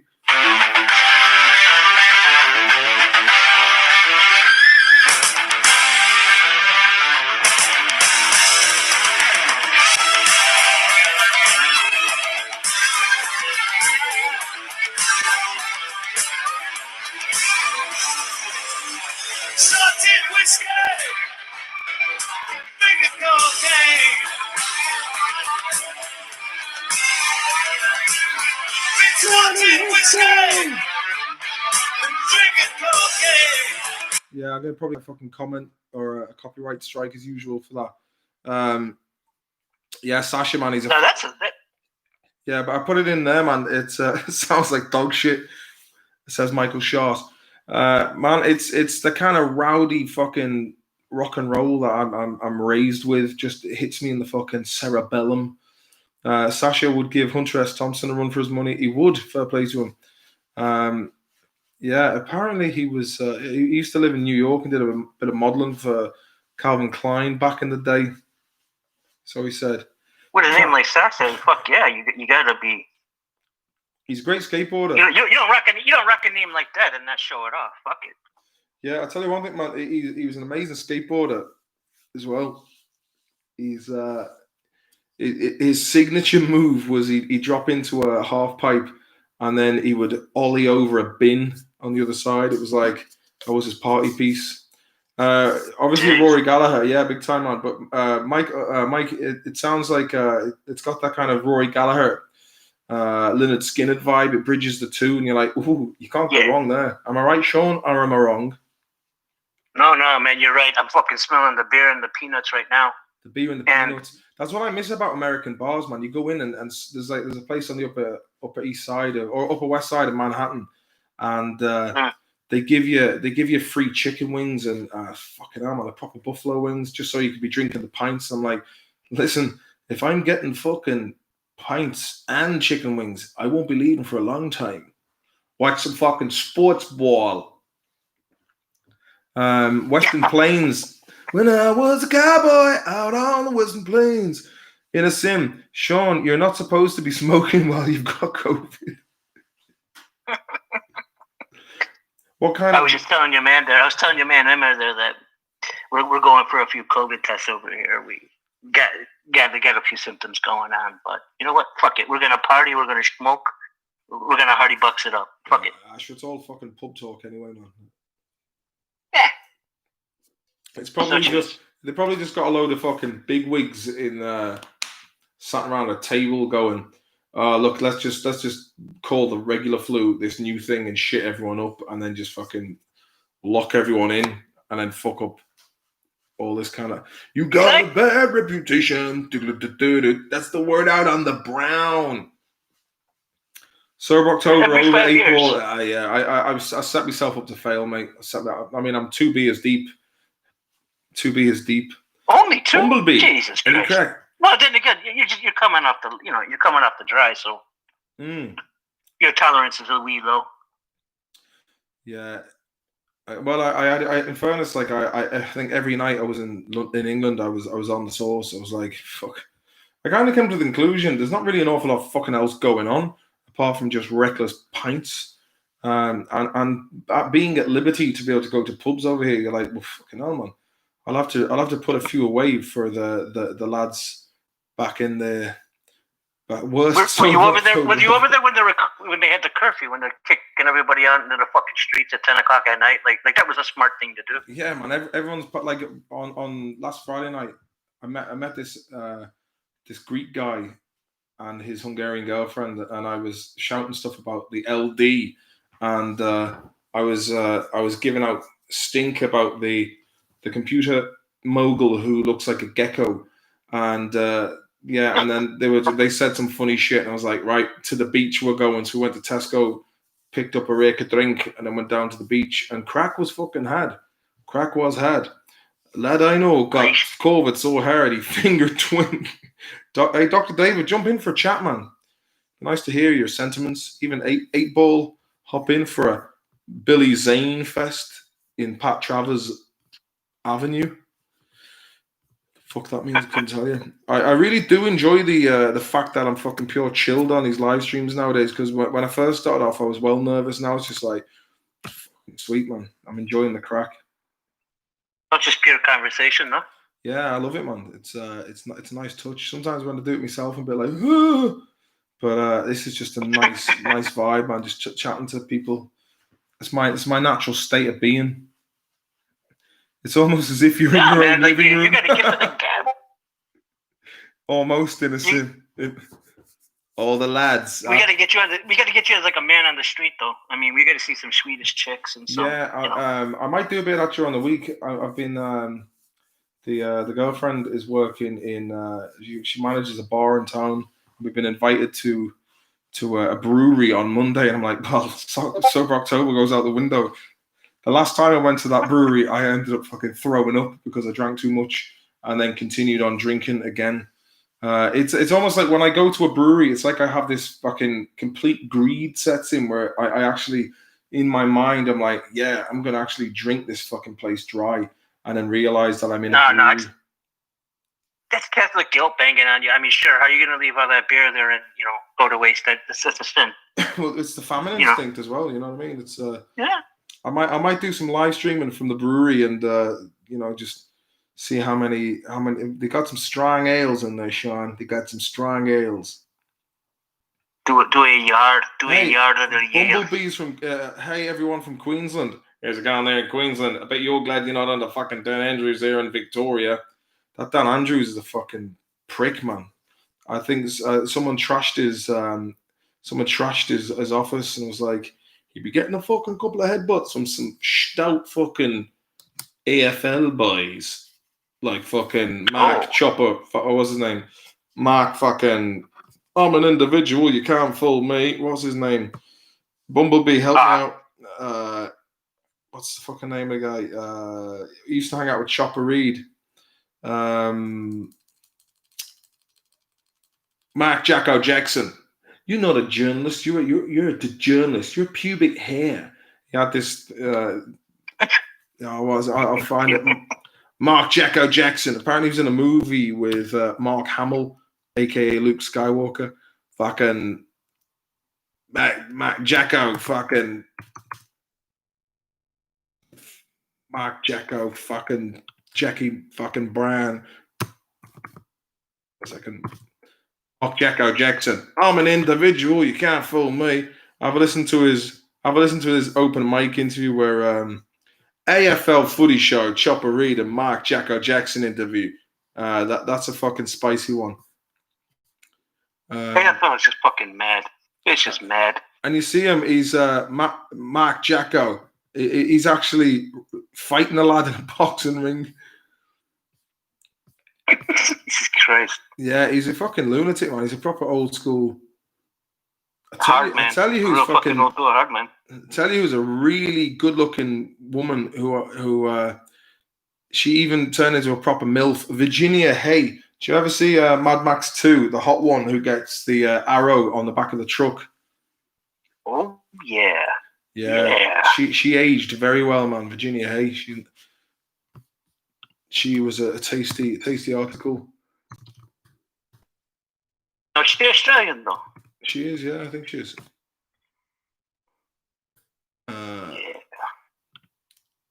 The 1980s was the most colourful decade of my time watching football. It was a period when TV screens and newspapers were dominated by players with big personalities, big egos, even bigger hair, and with scant respect for tradition. And how many did you poison? A time personified by a unique character named Mark Jackson. Jacko, do you? I'm going to tell you about this encounter, Mark, given our history. Yeah, well, these two lads, right, in this interview, I put this interview up. These two guys were bitter rivals, and the whole fucking interview was just them giving out to each other. He goes, "You're not a you're the journalist. You're a pubic hair, Mark." I'll see if I can get to the juicy bit. Well, history's long. He's for assault, for breaking the bloke's jaw. He's the one that went to court and dogged me and said it was my fault. Well, listen, I wouldn't do that to somebody, right? But hang on. And since then, right, he's gone on to coach four AFL grand finals, which I never played. Premierships, winning. Because you were stupid. That's because you were stupid. Hey, listen, I never got paid for playing football. Yet I was one of the biggest. Hang on, I never got paid at all. You paid for nothing. Never got paid. Yeah, played for nothing. I'll tell you, my highest paid year was at Geelong, where I was getting paid $12,200. I got fined $18,300 that year. That's I played. Not my fault, it's mate. Not your fault. Who's dragging them through the gates? Give me some of the square heads. Give me some of the big names that were pulling people through the gates in. Nobody. They've taken the volatility and the unpredictability out of football. Well, that's answers back on your list. Let me ask the question. These are the averages for a couple of other blokes we know. Buddy's averaging 3.2. Tommy Hawkins 2. A coaching clinic with Barassi, which had an effect on all their families. What was the poisonous interview? Oh, there's heaps of them, mate. No, you've got too many mates. Yeah, that could go on for a good while, but it gets pretty toxic. Bumblebee, this is my first live chat. Well, you're very welcome to the show, mate. You're very welcome to the show. Wreck off, mate. Yeah, fucking see you then, Yibby Creek. Paul Casey was in Australia 2 years back, went out to the bush, turned a corner and saw a taipan snake playing Fallout 4, called my mother a fat bitch and started trying to make me drink Foster's. Ruined the trip. Paul Casey. Fair play, mate. Fair guard here. Empty Sandman. Master Splinter and the boys. You're very welcome to the fucking live stream. We're nearly 3 hours deep into this mega stream featuring Shawnee from Chicago. Those koalas will bum you. They will bum you to fuck. I heard Jedward got bummed by a pair of koalas. And they swapped over halfway. They leave no bum unbummed. Have you seen Frank Castle's stuff? You what? Have you seen Frank Castle's stuff? Frank Hassel? Yeah. Immer asked that. Frank Castle. Who's this bastard? Oh, Sam Hyde, a colleague, I guess. What do I put in? Frank Hassel? Frank Hassel. Gum Road. I'm looking not at. really sure. There's a video came up here. Huge alligator defends his territory, and it's just a massive alligator eating another one. I'm like, those dirty bastards are fucking cannibals, man. I wouldn't leave me kids around them. And that's for sure. Don't be making jokes about dingoes. That shit's true. Dingo dogs do be making off with babies and whatnot. Yeah. He got banned off YouTube. Ah, that's the crack. I see. Empty Sandman said, That's I've watched the crocodiles Hardy in Books Australia. and the Hardy Books movie about 10,000 times, and I'm going for 10,001. Empty Sandman, fair folks, has to be done. Yeah. We were talking about the vapor. Yeah, I heard the vapors after you. It's a fucking weird stink that floats around town, harassing boys and cars. Gators are American. They are indeed. It's crocodiles in Oz. Yeah, I went to a crocodile park there called Crocodiles of the World in near Whitney in UK. And I was a bit disappointed with the size of the Nile crocodiles and the salties because I was hoping that they would be fucking huge. But in fairness, they were decent. I was not disappointed. They had a Komodo dragon in its own enclosure, but the windows are too steamy to see in. He was fucking wanking himself off like an old fucking Luderman. Yeah, Hey, Sandman. God gave him that to do that with. So more power to him. Yeah. More power to him for having the confidence for doing that in front of you. You know? Exactly. No, all I could see was just his arse and tail sticking out and his hind legs from under a log. And I was like, well, he's not fucking doing much, really, this lad. Komodo dragons are used in some countries as torture devices. I wouldn't be surprised, man. That's a bad way to go. They're fucking dodgy bastards, Komodo dragons. Like, they were saying... Aren't they poisonous? Well, this is the debate. I think they are poisonous, but they have a venom. I think that it's in the saliva gland under its tongue that it contains. I think that the venom itself is so toxic that it contains staphylococci, which is a blood poisoning additive, like a bacteria. So I think it is a venom in itself. Infection. But man, I remember 10 years ago seeing a video of a Komodo dragon eating a deer alive, and I was just like, oh, what a way to go. It was one of those things where I was just like, ugh. You know, it was just that I felt bad for the deer. And there's Empty Sandman would say not only venomous but very strong. I think they're about like 98% muscle. I once sat on a gator's back in Gatorland in Florida. And these two Irish American lads with a guy called Tim Boyle, another guy called Brandon. And they were like, hey, you want to come over? They could see the look on my face. You want to sit on the back of the gator? I'm like, oh, yeah. And I just remember feeling how soft their skin is, but cold. And is it like leather?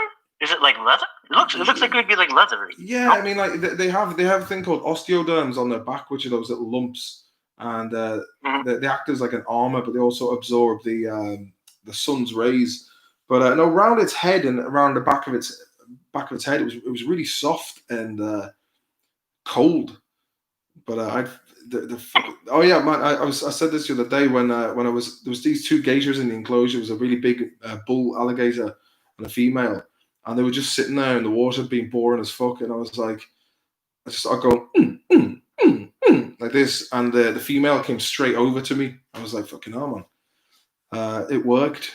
And I was like, yeah, you can tell I watch a lot of gator videos. But man, I was hoping to go to Australia and meet your man, Adam Britton, who I had on the podcast, and fucking do a bit of mad shit with him. That would have been good crack. I want to go back to Florida and just try and wrangle a few gators. Those lads, gator boys. You want to go gator wrestling? Yeah, man, absolutely. The southern people are big into that shit. I heard. Yeah. I'd throw me in the mix, man. I wouldn't give a fuck. I actually, I was gonna do it. There was a wild gator when I was with the ex-wife at this place called Wooten's along the Tamayami Express, and there was a wild gator there. I was like, when I jump on its back, it was just right beside it. We could have walked up to it, but I thought best not. Not only would it be reckless, but it'd be really embarrassing if I. Well, it'd be kind of cool if I did get bitten by it, but then I'd probably get taken to a hospital without health insurance and I'd be fleeced. But yeah, it'd be pretty cool to have a gator scar. I live not far from Queensland Crocodile Haven. What's the crack there, Bumblebee? Is that a crocodile park? Is that the place where they have the Cage of Death? I think they have that up there in the Crocodile Haven, if I'm not mistaken. Check out the tiger cult fella in Florida that was in Tiger King. What's his name? Doc. There you go, your man there. Doc. Can't think of his name though. Yeah, he's got a lot of busty women just knocking around. It's oh yeah. You see, Doc. I like this one, Empty Stand Man. Southern people's favorite type of bread is Doc bread. Antle. He's a strange dude, man. He looks a bit like what's his name? Ted Nugent. He's got that kind of vibe to him. Ted Nugent. Yeah. Let's go shoot animals. Yeah, actually, you know, Lane Staley from Alice in Chains is big into shooting animals as well. I remember seeing it on Cribs once years your ago. man too from Kiss. Who? What's his name? Ace Frehley. Ace, yeah. There you go. I mean, yeah, I just never saw the point of fucking. Oh wow! So Bumblebee, you see them wild in the river, because I do know that they do have crocs in Queensland. Have a little look at. I'll have to do a bit of looking up there. Crocodile Haven, because you got the Cahill's Crossing in on the Adelaide River as well. Crocodile Haven. Where they just be snapping them up. Yeah, well, they actually catch green mullet or mullet fish when they're going across the.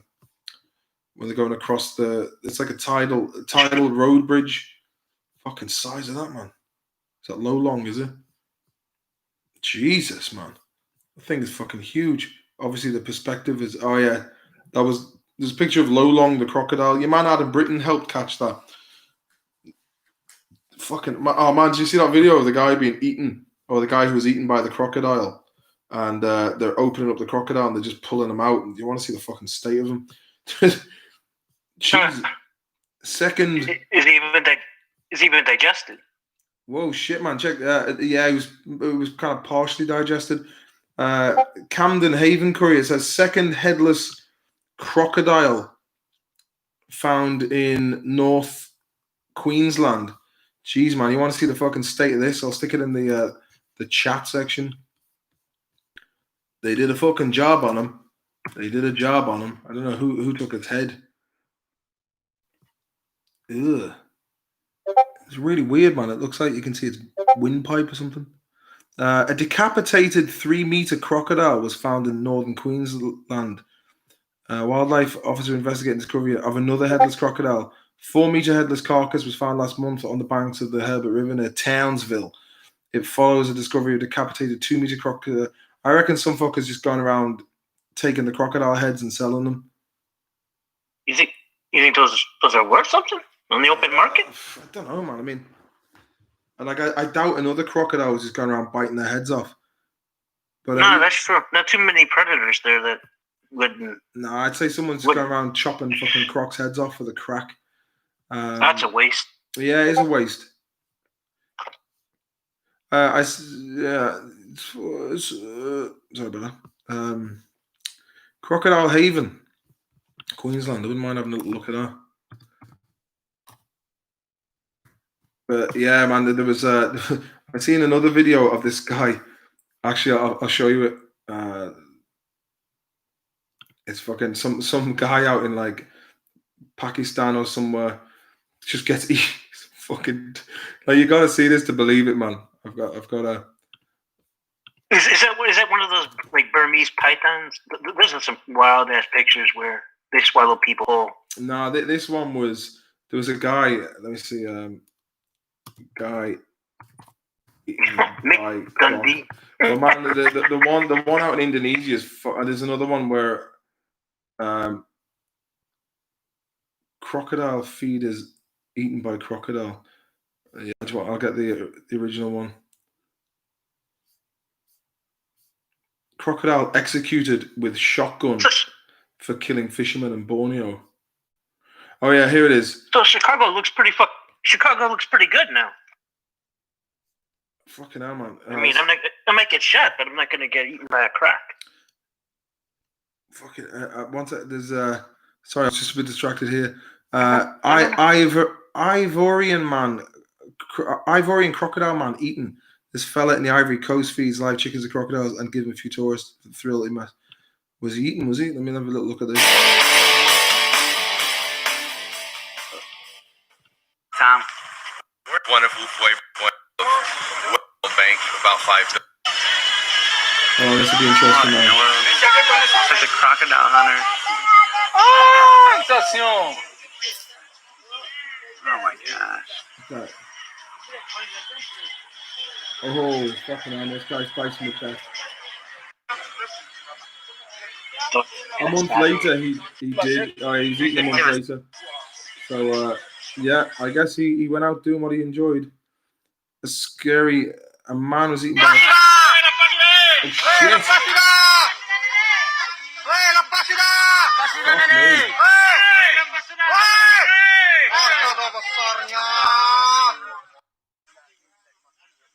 Yeah. I don't speak the language, but I know that's not a good. Nothing good is happening there. Lempar batu. Dilepas, itu dilepas. Ya, mundur. Terus sudah ayah ambil kayu. Ambil kayu. Ooh, fucking hell, man. There's nothing they can really do to help the poor fucker. Just lying there in the water naked. What a way to go. Yeah, that's one of. Yeah, he's dead. I'd say the croc drowned him. But there's another one of a shaman who's just in the water, and he's like, like, oh yeah, you can't get me, because he's been protected, and then he obviously gets eaten. But there's this one here. I'll put this in the link. It's like this guy down. I mean, I'm not laughing, but it's kind of hard not to when you see Darwinism kind of playing out in front of your eyes. Do anything to get into this Lacoste. What'd you say? You meant the 8-ball, the last comment. They'll do anything to get into Lacoste these days. I can't. I've accidentally lost the fucking live stream here. Once the comments. Bear with me. I'm gonna have to go back into my own fucking touch, my own little Ashton touching it here. This is probably one. Done in by Shoddy. What?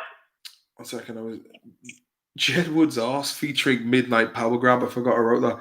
Yeah. Ever see them cunts who jump in with crocodiles? Featuring Midnight Power. Happens to. Ever see them cunts who jump in with crocodiles in the zoo and top themselves? Yeah, fucking hell. There's apparently a story about a Thai woman who just jumped into some way to go, man. I love Hardy Books. I watch it when I'm lonely. It makes me feel like I'm hanging out with friends. Good stuff, Bumblebee. Is that are you from Ireland yourself? Crocodiles are lazy lizards that refuse to walk. Right, check this one out. Right, the one I just sent you is a clip of This might be inappropriate for some users. Do I want to? Yeah, but I think I want to see this. I have to tell you yeah, you got to watch it. Here you go, your man. So it's basically to describe the scene. He's got a machete. No, he's got a stick or something that says the video is of a man who is eaten alive by a group of crocodiles. Subscribe, guys. But like some of the comments, I think I left a comment in there, but the man in brown blocks the entire scene. Damn. And someone just wrote, that was amazingly satisfying. The guy is an idiot. Funny thought. Crocodiles with googly eyes glued on them. He's acting like a tough guy, but he's just fucking around with the crocodile's tail there, you know? Like some guy says he was wearing a dress just like some people can't run with pants pulled around their knees. But there was one. I think if this is the same video, there was he was asking for it, said Johnny Cash. Bought it on himself. Why would you be holding machete walking around a pack of crocodiles anyway? I don't understand foreign countries. Why do all the women in these videos screech and scream like that's going to help? Well, here's the most obvious one. Why did this guy still upload it on YouTube? Well, for the Craic, you fucking moron. The camera looked like iPhone 11 Pro Max. I guess he's being sarcastic. It's never a good idea to go around wildlife wearing baggy, loose clothing around large teeth. It's just asking for trouble. Well, the real Tiny Box Tim says, well, he is gone Illuminati, confirm. RIP, RIP, payback of the chicken.